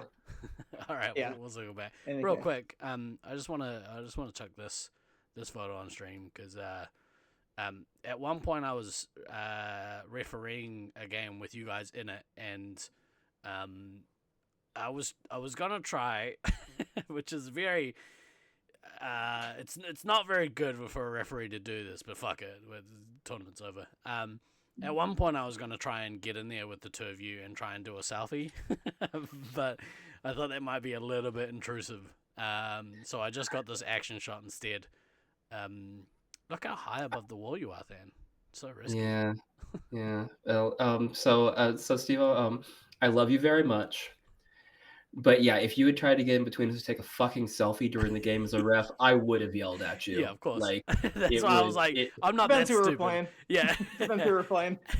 I often let my my whims win, but in this particular instance, I was like, I know how it works. There's no way I'm getting in there and like disrupting. Because if somebody had done that to me, like, you'd have lost your shit. Outside of the maze, yeah, we are all good. But inside the maze, don't fuck with me. Like, Steve only treats the refs with the utmost respect at all times. Oh, okay. We'll get into that too. Yeah. Yeah, get into what? I don't know what you're talking about, bro. The fate of this podcast was hanging in the balance. All right. Let's keep going. right. We'll circle back. Rookie of the year was Gaza with a nice like 5,500 games under his belt. Nice. But truly, like, if you haven't played a Space Marines tournament, if you haven't played internationals, like it's a different level. So Sure. as much as we joke about like he was one of the most veteran rookies we ever had, he was still a rookie for internationals, and I thought he was a deserving recipient as well. Yep. I would give probably honorable mentions to the aforementioned Essence. Like, I thought played an incredible first So good. tournament, and Corbin Sabo from Curveballs I thought was definitely on my short list as well. So good for all of them. Congrats, Gaza, for taking home the trophy. And then the sportsmanship award was Colorado's own Gabe the Babe. Yeah, shot. Very, very sportsmanlike. Very sportsmanlike. Shout out to Gabe. Congratulations. I thought it should have gone a wild card, personally. No shade on Gabe, but wild card. Also a worthy choice. I think just off the back of the amount of work he did, which I think the only, maybe to his detriment, like, people didn't realize that after every single game, he came out and started coding the scoreboard again. Like, like almost every game, he came out and he was working on making the stream better. And I think I think he should have won just on that alone. Like his impact on the tournament was maybe a little bit overlooked. So, I'm gonna let you finish. I don't know. Yeah. That almost like deserves its own award in its own. Like there should be something for that. Like I don't know if sportsmanship is the right call for that, but yeah, he worked. Yeah, he worked incredibly hard. I have a tremendous amount of respect for Wildcard for doing that kind of stuff. I think the scene as a whole, after you're like, hey, do you know what he did? People are like, wow, that's really cool. And I think the people that are part of our shady governing board all kind of know and appreciate the amount of work that he put in. He's still working on some stuff to unify the zone and force scenes, including a unified stat scene. Site, which I don't know if anyone saw while he was here, but it's gonna be awesome. It's really gonna be good. That's cool. Yeah. Well, I know he and Russ were talking about stuff. So I mean, if it becomes something that we get a one-stop shop for multiple things, like that's only ever going to be awesome. Yeah. So yes. It will be part of the gradual process of us assimilating zone players into our collective, into a proper laser tag game. Except they're all like, it's only a gradual process that we get all the force players assimilated into our scene. Yeah, well. Yeah. You guys can have Taipan, that's fine. But like getting back to Gabe, I thought he was a very deserving recipient as well. Like I had really not spent very much time with Gabe. I'd seen him around when we made our visits to Loveland, but he was usually working, helping organize nights, stuff like that. I really hadn't talked to him that much, but he was a super cool guy to hang out with throughout the week. So I'm super glad that he was hanging out, that he was in the cabin with the other Colorado guys for my team. Because it's definitely a good hang. We had some good times that week. So I'm super happy that I got to know Gabe and happy that he got to take an award home. I wish I was. That was it for the individual awards. I wish I wasn't sick all the time, because then me too. Could have made some better memories at the holiday park with people, including Gabe, who I was very excited to meet in the flesh. And also I forgot to thank you, Gabe, for all the work you did prior to the tournament. So thank you as well, bro. Appreciate you. All right, that's the individual awards. That's the individual awards out of the way. So yeah, I guess we can do the team rundown since let's do that. That'll probably be our closing point for the day, because I'm sure we're going to get sidetracked talking about the teams, and then we'll get into more stories next time we do this. Yeah, we got to do a whole Laserforce Disc Golf Association recap as well, because bloody great tournament had there, but we'll get there. Maybe we'll get a guest on. That's the new podcast. He's starting. Like Lenny was just like, hey, as soon as that podcast starts, let me know. Yep. Like, that'll be Guy Next Door with his co-host, Disco Stew and Do Not Pass Go. Yeah. Maybe they might not let me on that microphone. We'll see. We'll see. Yeah. Shout out to Lenny for winning the inaugural Dick Gold Memorial Cup. Hey, you put some respect on that title. Richard Gold? Yeah. It's the Richard Gold Memorial Cup. Excellent. Yeah, Dick to his friends. Anyway. So rundown. So starting with 8th place was Olympus, the zone guys. Unfortunately, getting 0-pointed, didn't win a game during the week, but they're not native force players, so that just kind of happens sometimes. And they were playing in one of the most difficult fields in the world against one of the most difficult set of players in the world. So they definitely had their work cut out for them. But I feel like if the tournament had gone maybe 1 or 2 more days, they probably could have picked up some wins. I think so. Because they were pushing teams by the last day or two. They went from playing kind of their own game where it's, hey, let's scatter and see if we can survive for 15 minutes, to we're actually going to play, we're actually going to push teams, and we're going to try to win. Like they were trying to win by the end of the week. And that was really good to see, that they had changed the strategy. They'd adopted some stuff. They'd incorporated some feedback. They learned the field. They learned a lot more about the system. So super impressive to see. I mean, the one game where they just bum rushed us and took New Tower from us and we didn't quite know what was going on, that was fun and interesting to see. I do wish I do wish that they had actually gotten like proper practice games on the Sunday, because I feel like had they gotten like actual practice games instead of just a couple of like gem pubs they got before having to go to the zone tournament Yeah. Well, they that went to go that they to did. a zone tournament. That was their own choice. Well, Yeah.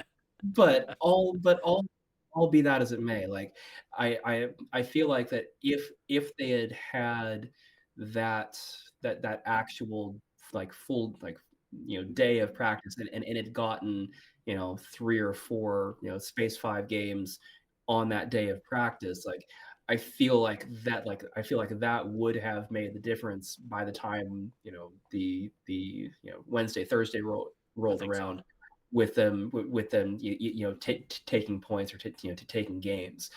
As it was, like it was super awesome to see their game evolve during the week. I definitely agree with that.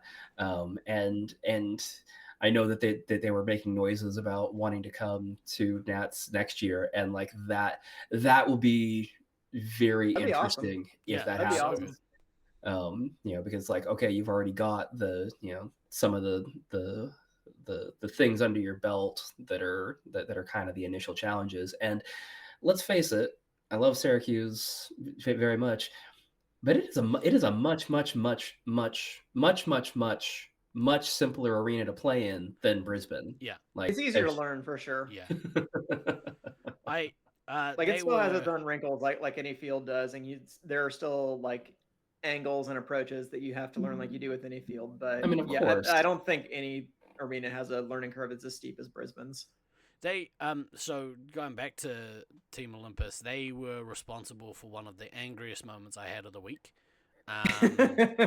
Where one of the angriest they so like you said, DK, they kicked you out of New Tower.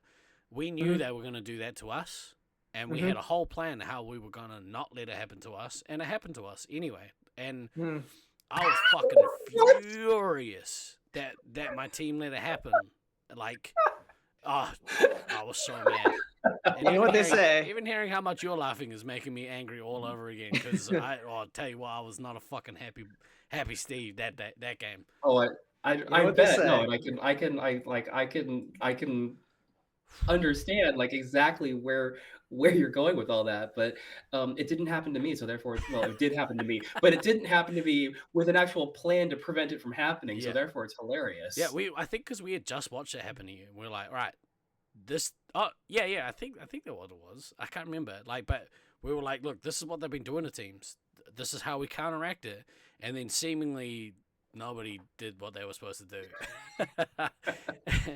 Yeah, I think we If almost you want lost to make the that game. Laserforce gods laugh, tell them you have a plan. Yeah, but yeah, I think you're right. If they had another couple of days, or if they had, because they not only were they not playing a lot of Space Marines in the lead up, to the tournament, they're from scattered parts of Australia, so they couldn't practice as a team either. So.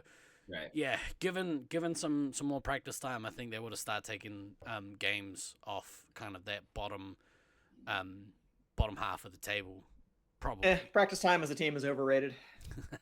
Fuck you. But yeah, it was awesome to meet them. Such like awesome attitudes from all of them. Good dudes. Yeah, good dudes. really good people. I definitely very aggressively introduced myself to them on Monday night by bringing them a lovely red sack of Fireball.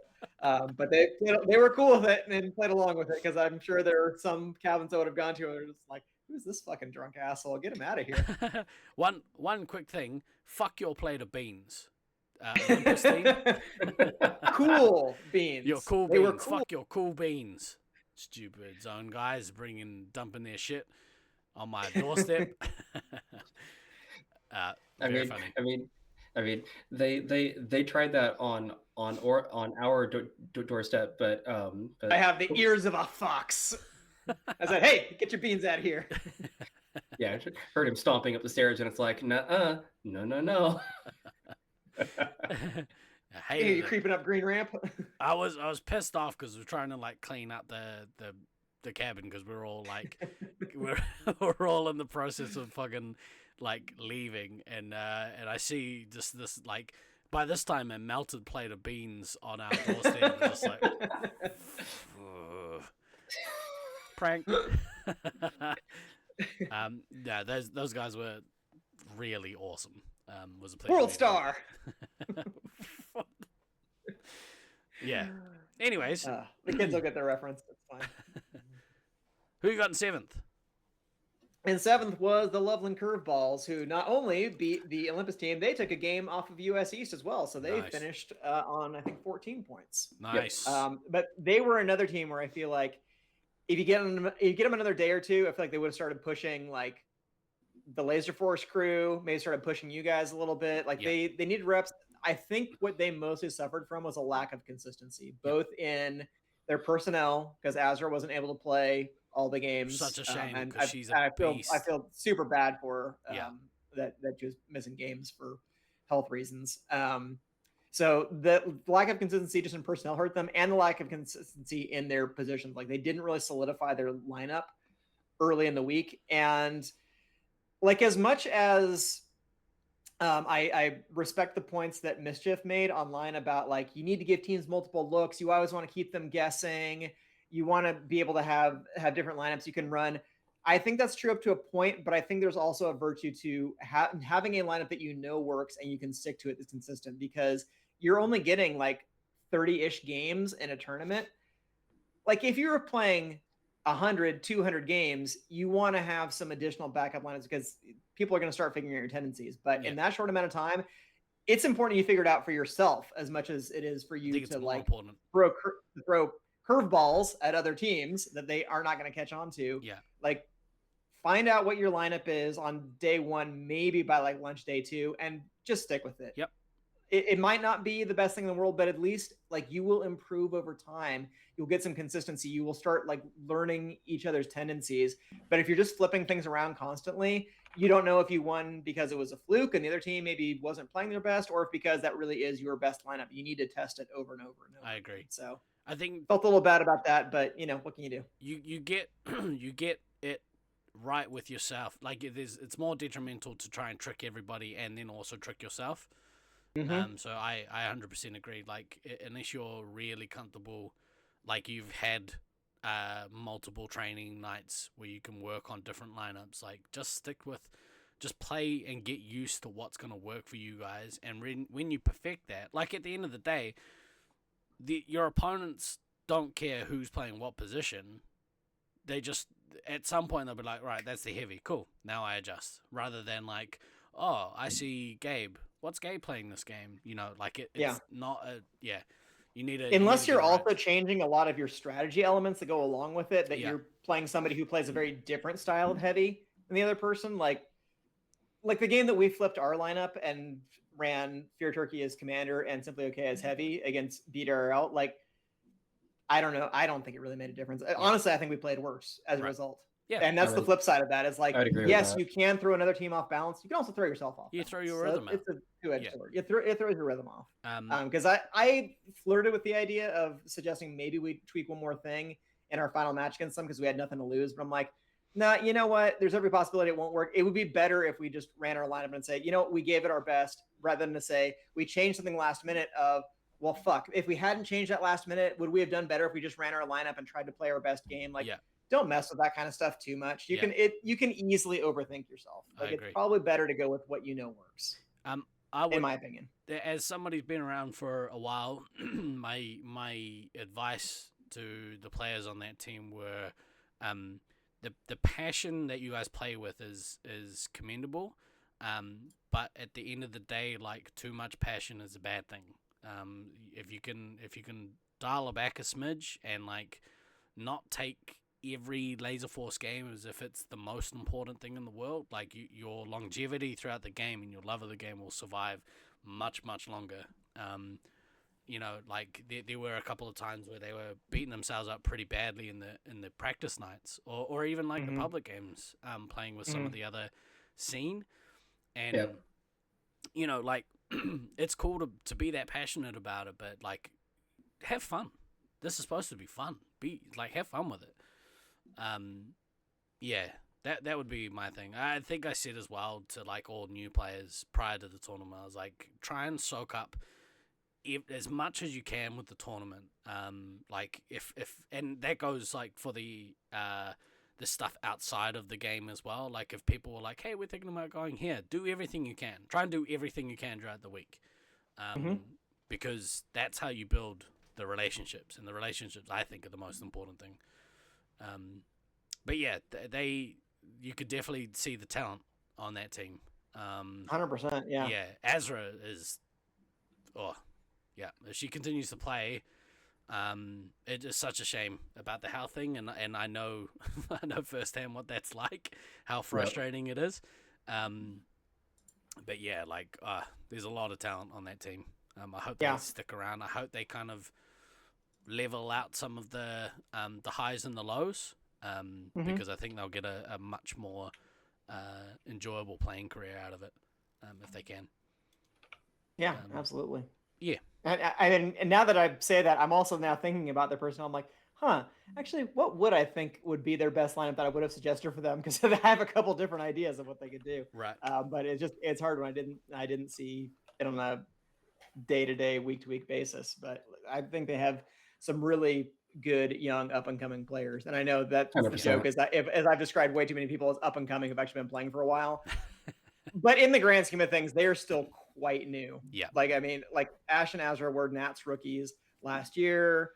Gabe and Corbin were Nats rookies this year. This was their may not have been their first away tournament, but it was their first away tournament of this caliber. It's a different level.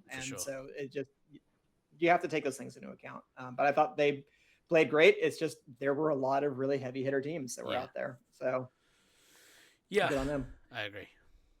Sixth place was the Laserforce crew, aka the Brisbane C, former and current Brisbane employees. One of my favorite who banded teams together. Definitely had a lot of fun in the maze. Definitely had a lot of fun at the awards center, giving big old middle fingers to Glader for picking them to come last. To be fair, like I said, if you let the tournament run, if it were a 2-week tournament instead of one, like I think that maybe Olympus and Curveballs might have figured out some ways to kind of get ahead of them.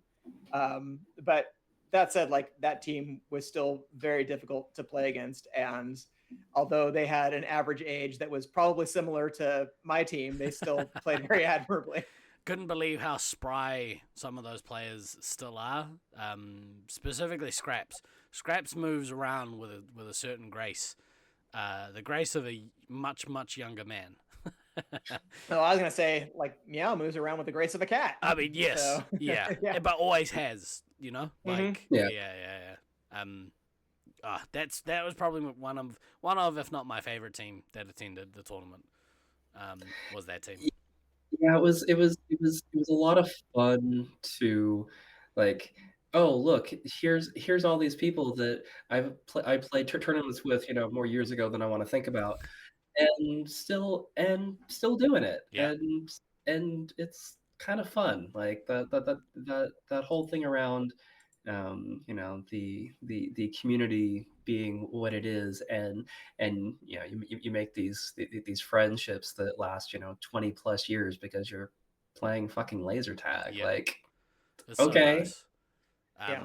I got many a smooch from that team, specifically Pat. I mean, rightly so. Yeah, Rightly so. rightly so. I guess we're just not cool like that, Pat. That's the first time he met me. I understand. We'll stand up. Sorry. Yeah. But that team was good. Like, we beat them every time we played them, but they weren't easy victories. And I don't know that we ever actually fully eliminated them because they were super hard to kill. They just knew that arena super well. And even if you got them down to one player, Meow would just like crawl under one of the video games and you wouldn't be able to find her for 5 minutes. she clued me in on a secret strategy that she had for hiding. There may or may not have been some movement to the certain obstacles inside the arena throughout the week. The gap was getting slowly bigger and bigger. Well, I think that might be because the players who were trying to get in there got progressively bigger and bigger once they saw that was an option. And not everybody is meow sized. Run past and you see me Winnie the Poohing it out the other side. Guys, can they see me? Yeah. I am going to shut You out can't Scraps. even go through the airlock without scraping both your elbows, bro. Fuck you. Don't walk through doors like this. I don't know what to tell you. You got the meow hiding spot on video in your walkthrough of the maze. Outstanding. Nice.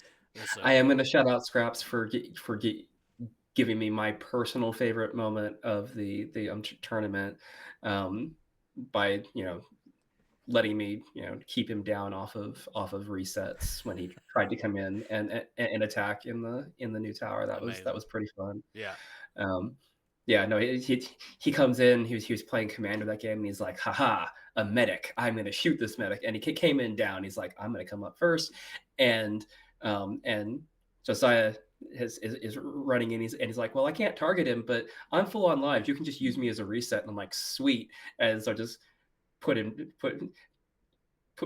And he's like, "Oh, damn it! I didn't think you were gonna do that." He didn't watch my recap of last year's finals where I went over this maneuver. He would have known to watch out for that. Yeah. And so he just walked away, very, very defeated that I had put him back down. Now what he didn't know is that if he had stuck around, I only had 7 shots left. After Yeah, I you're did like, that. DK, I need shots. I could have only done that one more time, and then I would have had a problem because he still would have had a trail because he never would have come up. Saya still wouldn't have been able to target him.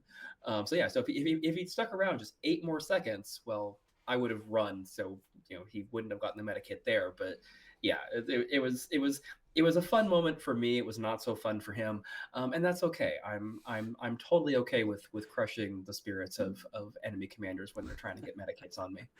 Yes, it's the best. Right. Team Next. 5th place. This place was Auckland, eh? Is Auckland, eh? We're very Canadian right now. Yeah. Not gonna lie, pretty disappointed. Disappointed at the outcome of that. We talked about it in the build up, and I think we'd said, that middle slot, any of these teams can kind of be anywhere. Yeah. I don't think we took games from you guys. Maybe we took one. Maybe not. I can't remember. Doesn't matter. I can't remember. You at least got close. Maybe we dropped a game to you. I can't remember. But we got- definitely had some close games for sure. Yeah, so I know that. Our games were pretty close for the most part. Our games with All American Supercharge, really close. We almost, oh my god, almost took games from them. I think in the finals we had to play them.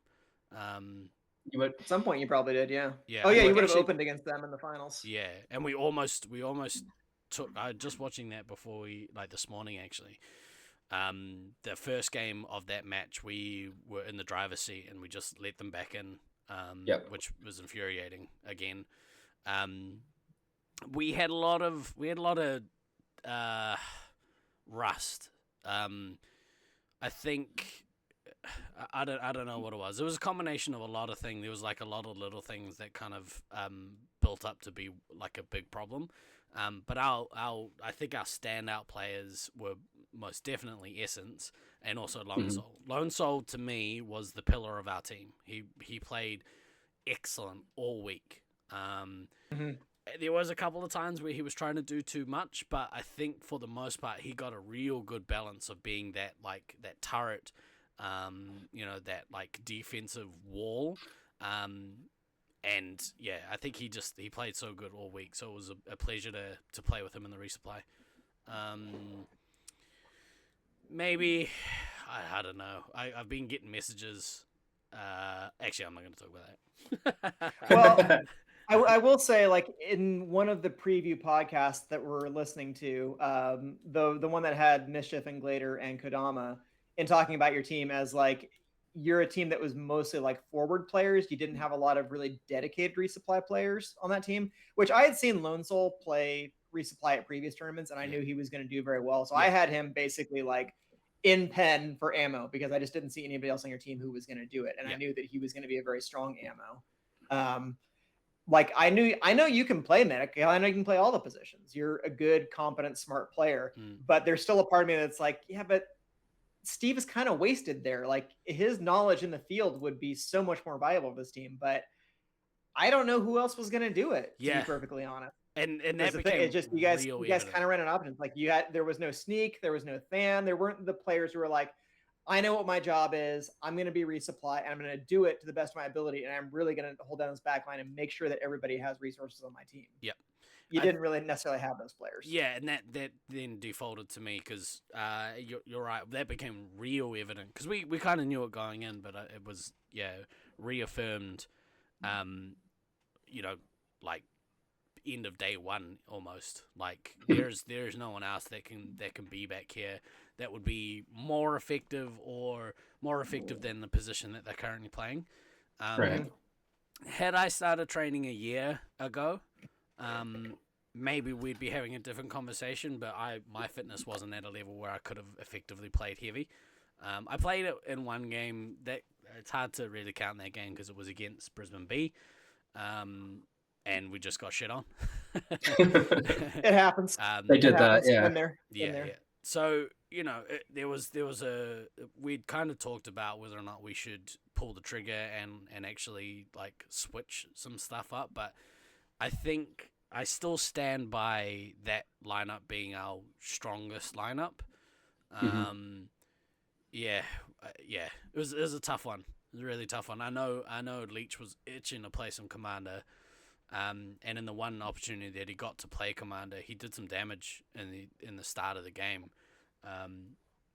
But yeah, like, where do you slot everyone else, right? Like, and right. that's Space Marines. That's the beauty of our game. It's not just who's good at laser tag. All right, cool, you're on the team. There's so much more to it than that. So, yeah, I know that we're all pretty disappointed that 5th place was where we got. But it is what it is. It's going to happen every year. Like at least one, if not more teams are going to be disappointed where they finish because 100%. It sucks when it's you. I've been there. Yeah. 2019 was like that for me. I did not want to fucking come 5th place, and we did, and I was pretty upset about it. Yeah. So I get it. Yeah. It happens. But yeah, I feel for you because that was when I was thinking, I think that probably is about their best lineup that they can do with that set of personnel. Yeah. Because I don't know enough, like for instance, about like what other positions, like say Know-It-All can play. Like I was like, could they move him to medic? Could they maybe give him a shot at commander and change something around? Could they maybe put him at heavy? But I was like, I don't know him well enough. They know him much better than I do, so I'm not gonna like play guessing games about who's gonna fit best in what position. So that was what I thought your opening lineup was gonna be. It's what you stuck with through the week, and I think like again, sometimes you just kind of have to write it. That let's just work on this and keep working it. Let's see if we can get it. And to the boys' credit, like we pushed the teams that we should have been pushing. So we pushed basically everyone except for Brisbane A, Brisbane B. But I felt in games, which is hard, real fucking hard. But I felt in games like closer to the end of the tournament, like the games versus you guys were more competitive than I think we started. The games, our games all week with All American Supercharge were close. I don't think there were blowouts in any of our games. They were awesome. The games where we played LFC, those were fun as shit. Because they were competitive. Like anytime you have a competitive game, win or lose, those games generally are fun. I'm looking at your final series against All American Supercharge right now. The match was decided by only about 5,000 points. Exactly. That was pretty close. Real close. And I can't remember if we took any points off them during the week. I don't think you did during the week. Yeah. I'm looking back now. I think we may have beat you guys in one game. No, you not according to the stats. Never mind. Stats. We had some close games though, for sure. I think maybe that's what it was. We didn't beat either two teams, but we came real close. I know in our final match for sure. Like after we eliminated you guys the first game, I was even telling my team, like, you don't need to go too crazy in game 2. Like, we just need to protect this. And I felt like people were still going 100 miles an hour and kind of letting you back into the game. I'm like, guys, stop it. Stop following them downstairs. Just come up back upstairs. Yeah. That comes with game knowledge as well. Yeah. But yeah. There's no more MVP points to get, guys. Just let them fucking run out the clock. Yeah. Anyway. But fourth place. So speaking of teams that were close with you, All-American Supercharged, aka US East, was in 4th place. So now we're in the top half of the field. Yeah. I know a lot of people definitely were picking them to come a bit higher. A lot of people had them picked at 3rd or even 2nd in some cases. I think largely based off of the strength of reputation. Yeah. Which is earned. Their reputation is earned. They had fantastic players. Like, I mean, the resumes of Brew, Scythe, Beans, like, they don't need to prove anything to anybody. They're great players. Everybody knows it. But the fact is that was the team that came in, got 3rd in 2018. Well, it's a lot of the same players because it's 7 years later. Yeah. Like, just, you're probably not going to be quite as good 7 years later unless you were 20 and now you're 27. But if you were, 27 before, you're 34 now, you might have maybe lost a step or two. So it's nothing against those guys. Like, they're still great players. But I think that is partly what gets into people's minds is you think about reputation and you think about the track record that people have, and you don't necessarily make adjustments to, well, how have things progressed since then? Because not everybody can be Rusty and just be dominant for 25 years consecutively. Yeah. Like, most people, you're going to start seeing a fall off by like your mid 30s. It just happens. It happens in every sport. It happens in every arena of life. Yeah. Getting old sucks. Oh, dude, it's heartbreaking. I really enjoyed the games that we played against this team. I thought on paper this team was awesome. It's really hard when you roster 7. And it's really hard when the consistency hurt them too. Oh yeah, and when one of them, that's why old men play disc golf now. Dude, Lenny, how good was the disc golf? Oh my god, it was so good. I was like jonesing all weekend to play rounds with Lenny, and we didn't get to until like the last day. It was fucking awesome. It was so good. But we'll do a proper recap, I think. So with that team, I think the consistency is tough when you roster 7, especially, and no offense to Tomik, but Tomik plays a different, style of laser tag. Has played a lot of laser tag, so you can see his like laser tag chops are there. Good laser tag. I thought he played very well, all things considered. But Space Marines is a different game, and when you have like very little experience coming into play, playing at the highest level is always going to be a tough ask. And I'm not putting any shade or anything on him. No, I think he played very well throughout the honestly better than I expected. Yep. In terms of how quickly he adjusted to playing a different game, a different rule set, and like different reset times and all that kind of stuff. Yeah. Like, that can be really, really hard to adjust to. Yep. I thought he played admirably, but that said, he doesn't have the years and years of reps of these players that they had with each other. Yeah. So that is always going to mess things up a little bit. And then you get into the thought process of, well, our team is maybe better in this lineup, but like we this player has paid to come down and play, so we can't really omit them, and like trying to find where they slot in without like, feeling that they're not actually a part of the team. It's such a hard one to kind of account for. Get sorted. Yeah. Good team though. Good team. I think it'd be interesting to know if they felt like they played to their ability. Who knows? I know Beans thought that they should have had us in the last game. Suck at Beans. Yep. I thought he had a good tournament.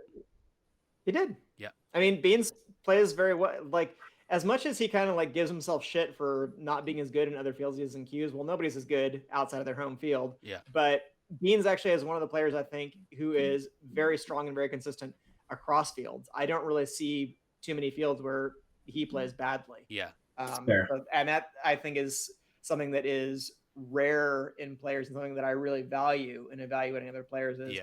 well, how well do they adjust to other fields? Because anybody can be good at home. Yep. But you need a little bit, you need better instincts. You need to understand Laserforce. You need to understand Space Marines at a deeper level. Yeah.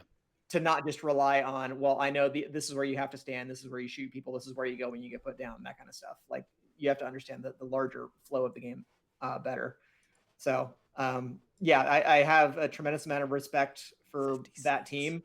I admire them quite a bit, but that's also why it was really sweet to beat them. Because the team that came in third was our team. Yeah. Yay, podium finish. Yeah. I'm happy for you guys, kind of. Fair, bro. That's valid. As your I'll take friend- that. I'll take that. As your friend, I'm stoked that you guys came in third. As your opponent, fuck you guys. Cheers. Valid, I think yeah. I think it's every team's goal, especially coming in this Nats. Podium finish is the goal. I think all of us had our sights set on podium finish, and realistically, after probably day one, we were like, right, third place, that's the goal.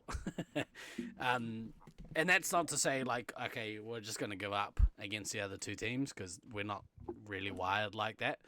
We're not. But, realistically, third place, I think, was the goal for anyone that wasn't a Brisbane-based team. So We definitely had aspirations of second, but since we've really only beat BDRL on like a technicality in one game, it's like we can't say that it's like, oh, we were so close. yeah, We They- pushed them. We Yeah. pushed them in some games. I'm happy with that. But at the end of the day, I've never been to a Brisbane tournament where it wasn't two Brisbane teams in the final. So to make third, I consider that to be a great accomplishment. That's Like massive. I was saying this to Fan. Like, I feel that getting third in this tournament was much more of an accomplishment than getting third last year. Like last year, we were not disappointed to get third, because it's not like Cedar City was a fantastic team.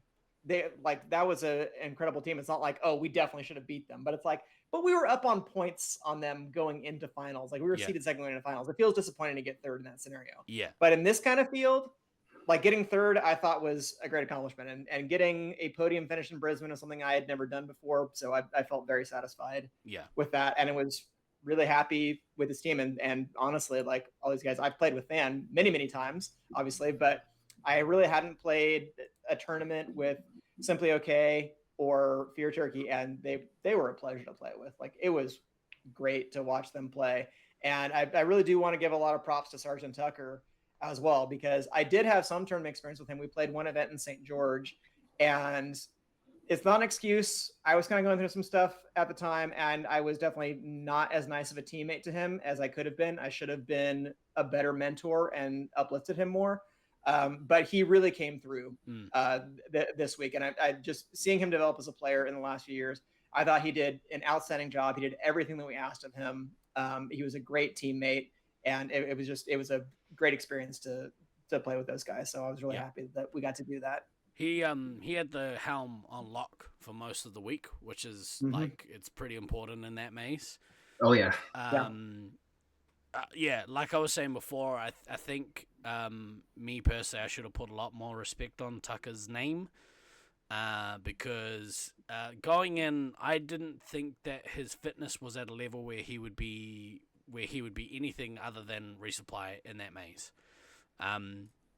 But he proved me wrong. He was awesome.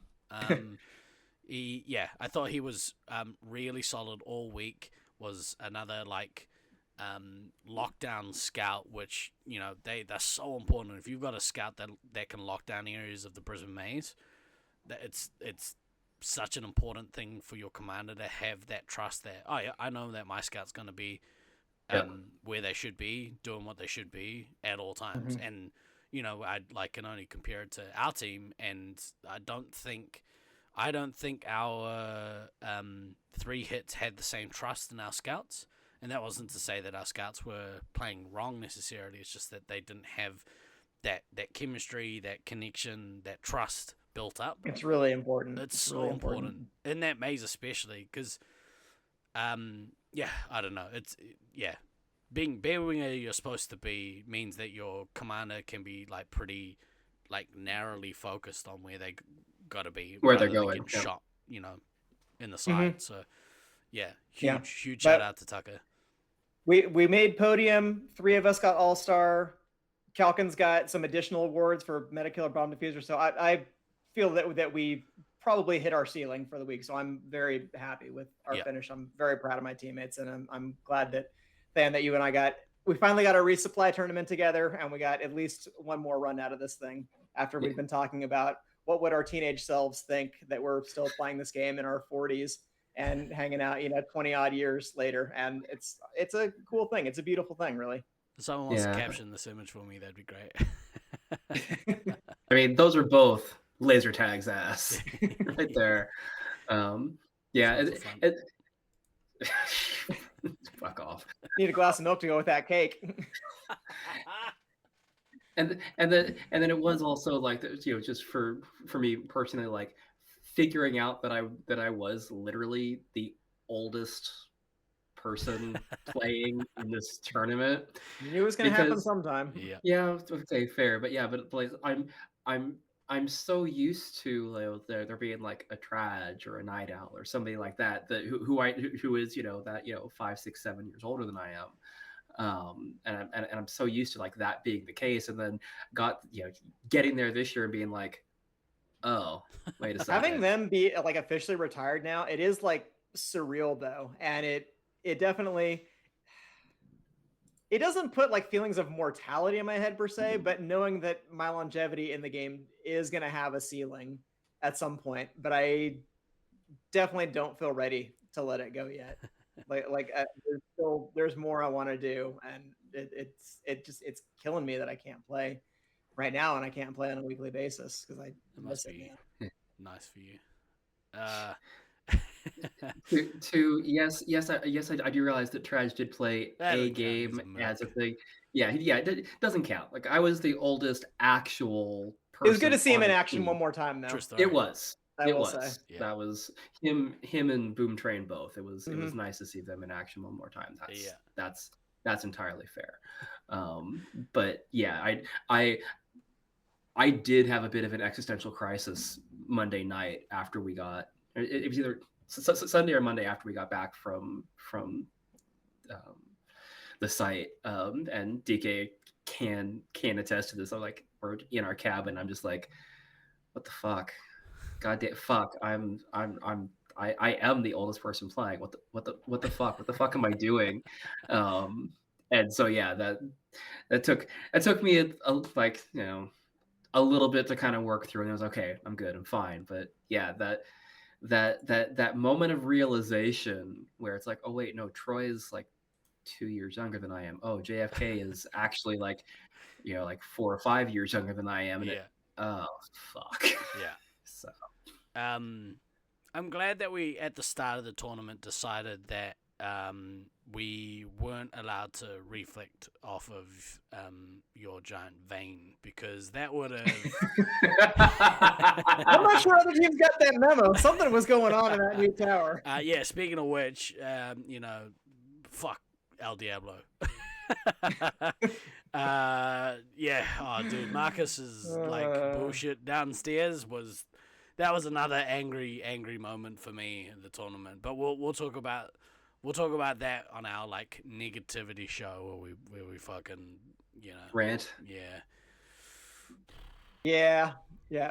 If it's any consolation, Ben was definitely getting some bullshit against us too. So you had your own bullshit. that you Oh were yeah. dishing out as well. Towards the end all of the week, we're all like, the teams were. fuck it. All the teams. It's got to be The done. bullshit was Yeah. out there all over the place. But Yeah. yeah, we'll talk about the bullshit at a later date. Yeah. All right. Anything else you want to talk about on your team? We'll get into it later. I'm super happy with those guys, with how we played. It was a pleasure playing with you guys, and I'm glad that we made the podium. I'm super happy and super proud of you guys. But now let's get to the finalists. Yes. Let's get to the finalists. So BDRL Best was team name. in second place. Definitely the best team name. And like, just on a note, sometimes when you're playing against another team, like you want to look for reasons to kind of dislike them a little bit, just so you can kind of get that edge and be like, oh I want to beat those guys. Oh, Yeah. oh man, fuck them for doing X, Y, or Z. could not get there with this team. Nope. They're such nice guys. Not even a Like, they were little so bit. fun to hang out It's with.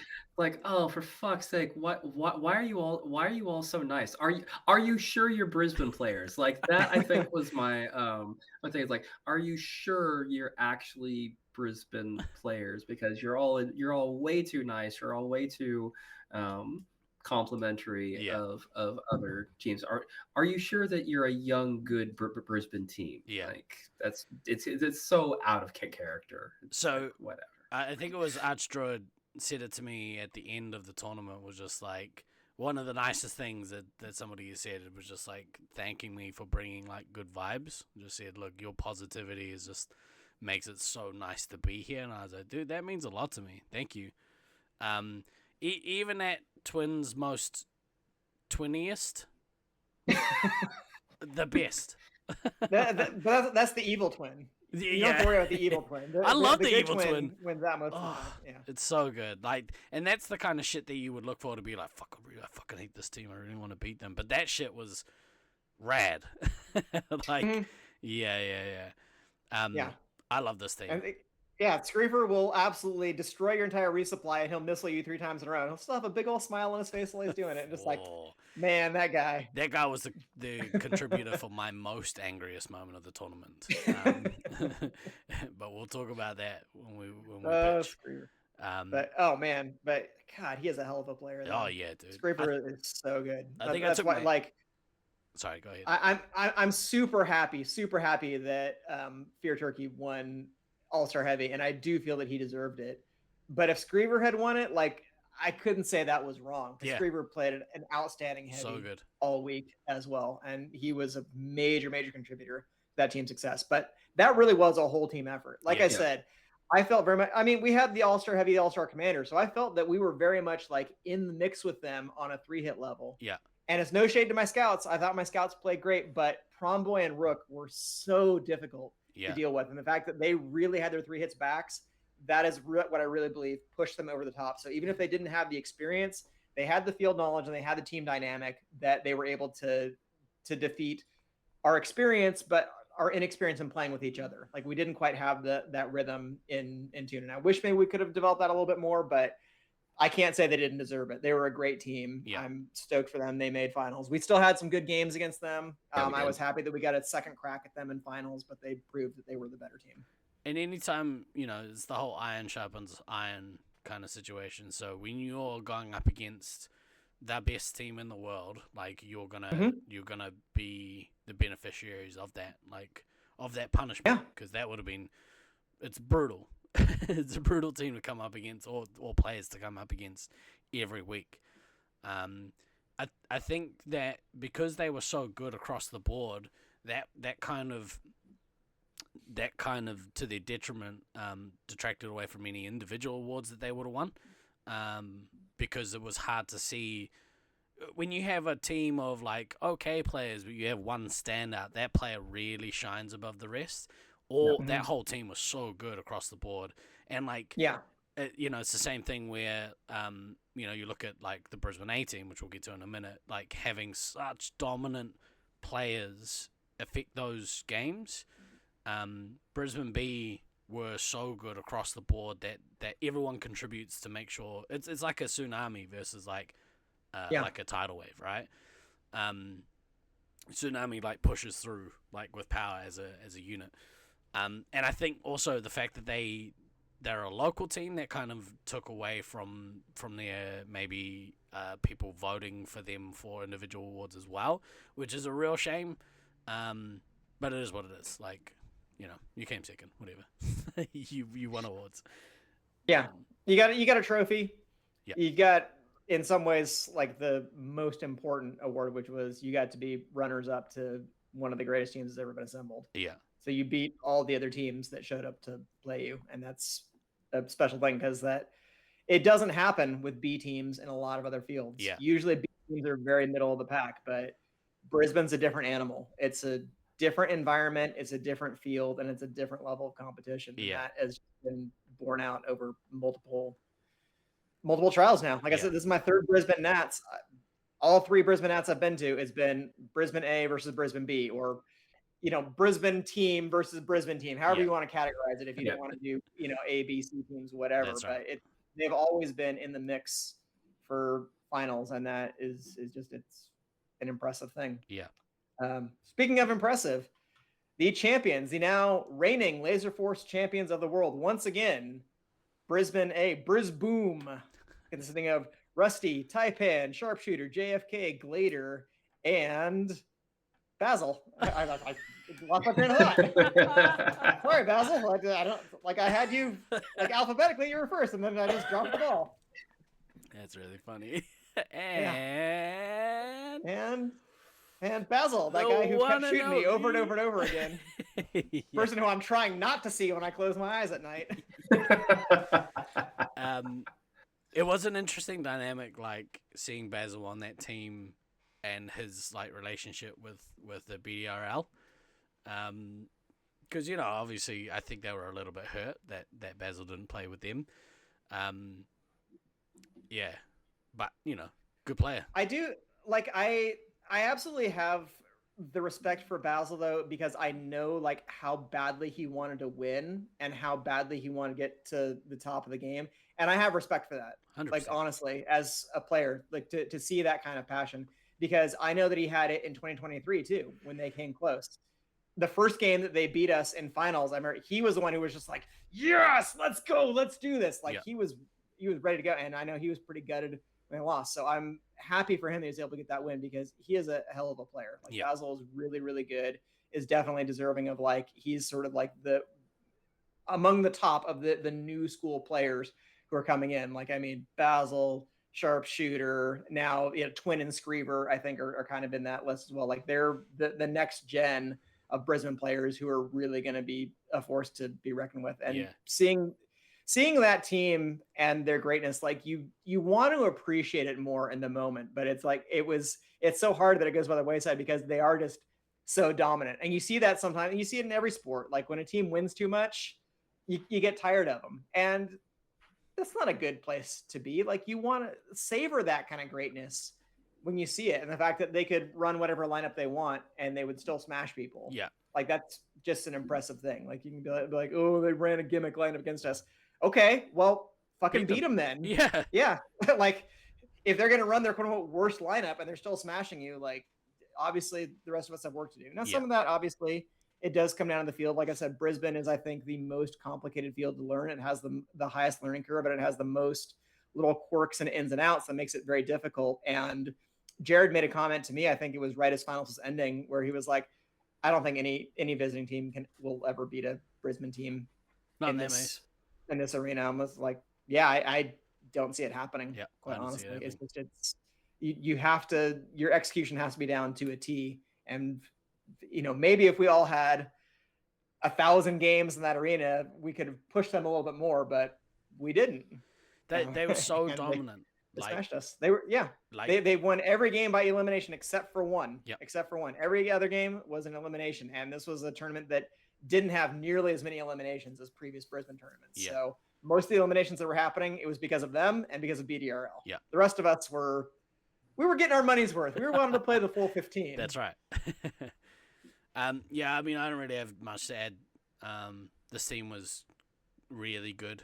It'd be interesting, to look back, and maybe we'll do this a different time. We start ranking some of these Brisbane A teams, and kind of look at the top tier Brisbane teams throughout the ages. And it'd be interesting to see where we would rank this one. Because it was up there. Yeah, and it does, not to be a dick about it, but it does in some ways make me feel even better about our 2023 title in beating what was essentially most of that team in Auckland, because they were absolutely dominant in Brisbane. They didn't leave any daylight for another team to be like, oh, maybe only we done this. No, they rolled over everybody. Yeah. But that should just be a lesson to other teams, to other sites.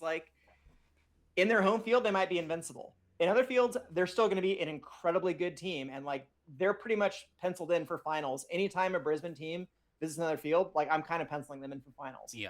Maybe not to win, but they're going to be there. They're going to be in the mix. But I'd caveat that with any Brisbane team that features Rusty. Yeah, fair. I'm talking about like historically speaking, Yeah. what we've done at this point. Because I can't think of any tournament that I've been to that Rusty came to that was a visiting field where he didn't make finals. Yeah.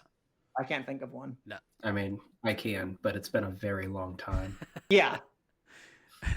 Yeah, and that was in like 99, 2000, something like that. So I it's literally have foreign to go my back to experience, yeah. 2001. I literally have to go back to 2001. The last time I Yeah. can think of it. Yeah. So, But since then, like again, hasn't won every single time, and that's good. Like if the same team won every single, other people will get tired of it. But Yeah. they know that it's possible. You can beat that team, but you're gonna have to work your ass off. Yeah. Yeah. Well, those were the teams from this year.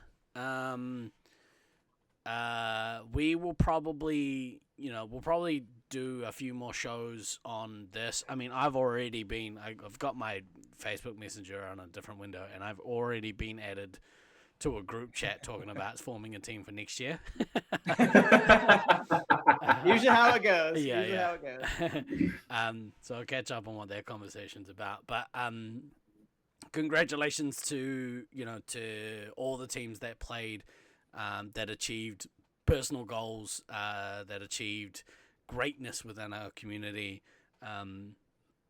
Well done, everyone, for showing up. I think that's a big thing. If you come to Nats, you're already a legend for turning up. Right. I had a go at People who show up here versus the people who don't bother to show up. Yeah. and it's not always I'm calling don't you all bother. out. It's not always don't bother. Some people can't afford to, or whatever. Life gets in the way. It is what it is. Everybody has their reasons. I had to go. I would. No, actually, I'm gonna leave that for our shit talking episode because That's Yeah. fair. because it makes my blood. Leave boil. them wanting more. We're coming for you. Other people. If you have photos and stuff you want to share, and maybe this is a call out to two if you're still around. Maybe we look at putting a photo gallery up in the Discord. I don't know if people are keen to like do that sort of stuff, but or if Discord has. You've made an album? Oh, you're a legend. So yeah, if you've got photos and stuff you want to share from the week, Marco wants team photos for Laserforce Facebook. I think I've seen our ones, but if you haven't already, put them up in the Discord, and hopefully, like, we can put a bunch of stuff up. If it's lots of the same photo, maybe curate your photos a little bit. Don't really need to see a blurry photo of Than and DK in the who am I kidding? We'll put that one in there. Look at those asses. Baby. Look at that knee brace. That's It's the sexiest of knee braces. that's the real MVP right there. Does that go all the way up? But It thank does, you. actually. Thank you to everyone for hanging out with our first show back from Nats. Thank you, boys. I appreciate it. Love talking to you. Love you both. Was one of the best things to see you in person again. We Yeah, it was. Just wish it were more in person. I want to Oh, hug you guys. yeah, bro. bro. It was funny. Like, well, not that funny, but I had brought way too much shit with me to Nats that I couldn't fit my microphone in. I think actually my microphone would have kicked me over the weight limit, so we didn't do. I was wondering why we didn't get any pressure to do any shows during the week. Well, then it was pretty well taken care of. Like, I don't think I can't remember if I did thank him, but like Mischief, the amount of content that Mischief put out during the weekend. The Zap report, baby. Outstanding. I didn't really consume any of it because my head wasn't really in it. I only had time to watch like the first 15 minutes of it every day before we'd have to go for Nats. But I basically watched the rest of it like on the plane when I was on my way home. So I watched all the Zap reports, and those were good fun. I'm glad that Misha did this. Yeah. I would. Yeah. I'm excited to see the future of the coverage of our sport because yeah, it's. But just remember when you're watching those other podcasts that this podcast features people who are actually there. So just keep that in mind. Yeah, anyone else can eat it. Well, I mean, I think that's all we're going to talk about today. Join us next week where we might talk some shit about some stuff. Not a whole lot of shit, just a medium amount of shit of the things that we didn't like from the week. Plus, I mean, there's still a whole bunch of stories that we haven't gotten to around, comedy shows and gigs and just Dude, I'm going to there's see Wolves again tonight. Because they're playing Auckland Nice. tonight, so I'm Sweet. going to go see these Wolves again tonight. I wasn't. Say hi to the boys for me. Yeah, say hi to the boys for me. Sorry. Good. Yeah, we're cool like that now. yeah. All right, we're gonna. You saw them last night too. I did see your photos go up on Instagram. It would have been awesome. For this week though, I've been Guiding Store. I've been slightly bruised, DK. And I've been fan. Always remember to backtrack, kids. We will see you next week where we will talk a bunch of spicy shit. Yeah. Ka kite anō. We'll see you next week.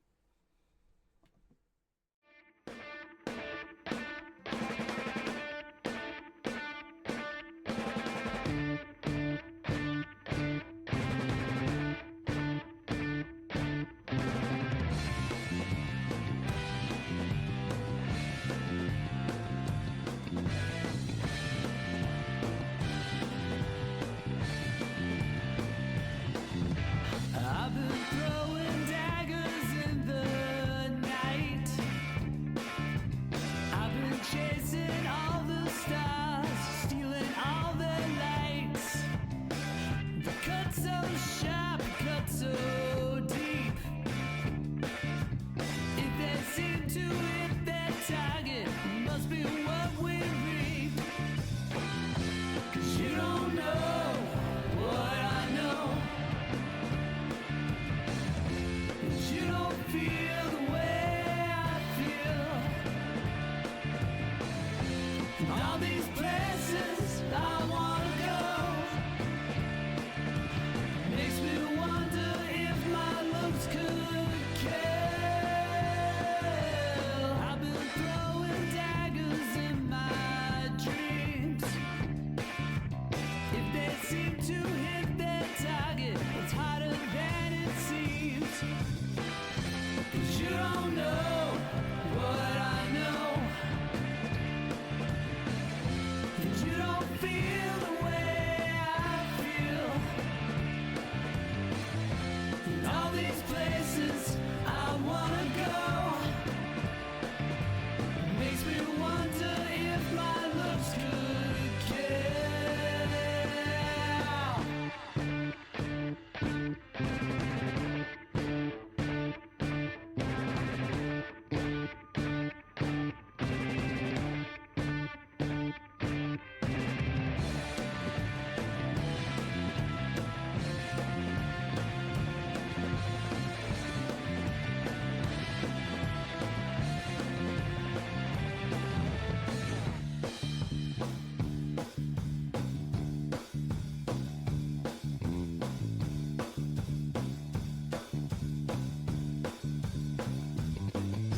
I'm a well-known stranger, walking my own path. Gave up all my mysteries just to get a laugh. You keep me hanging on so tight. Sometimes I just have to wonder, do you know wrong from right? 'Cause you don't know what I know. But you don't feel the way I feel. In all these places I wanna go makes me wonder if my looks could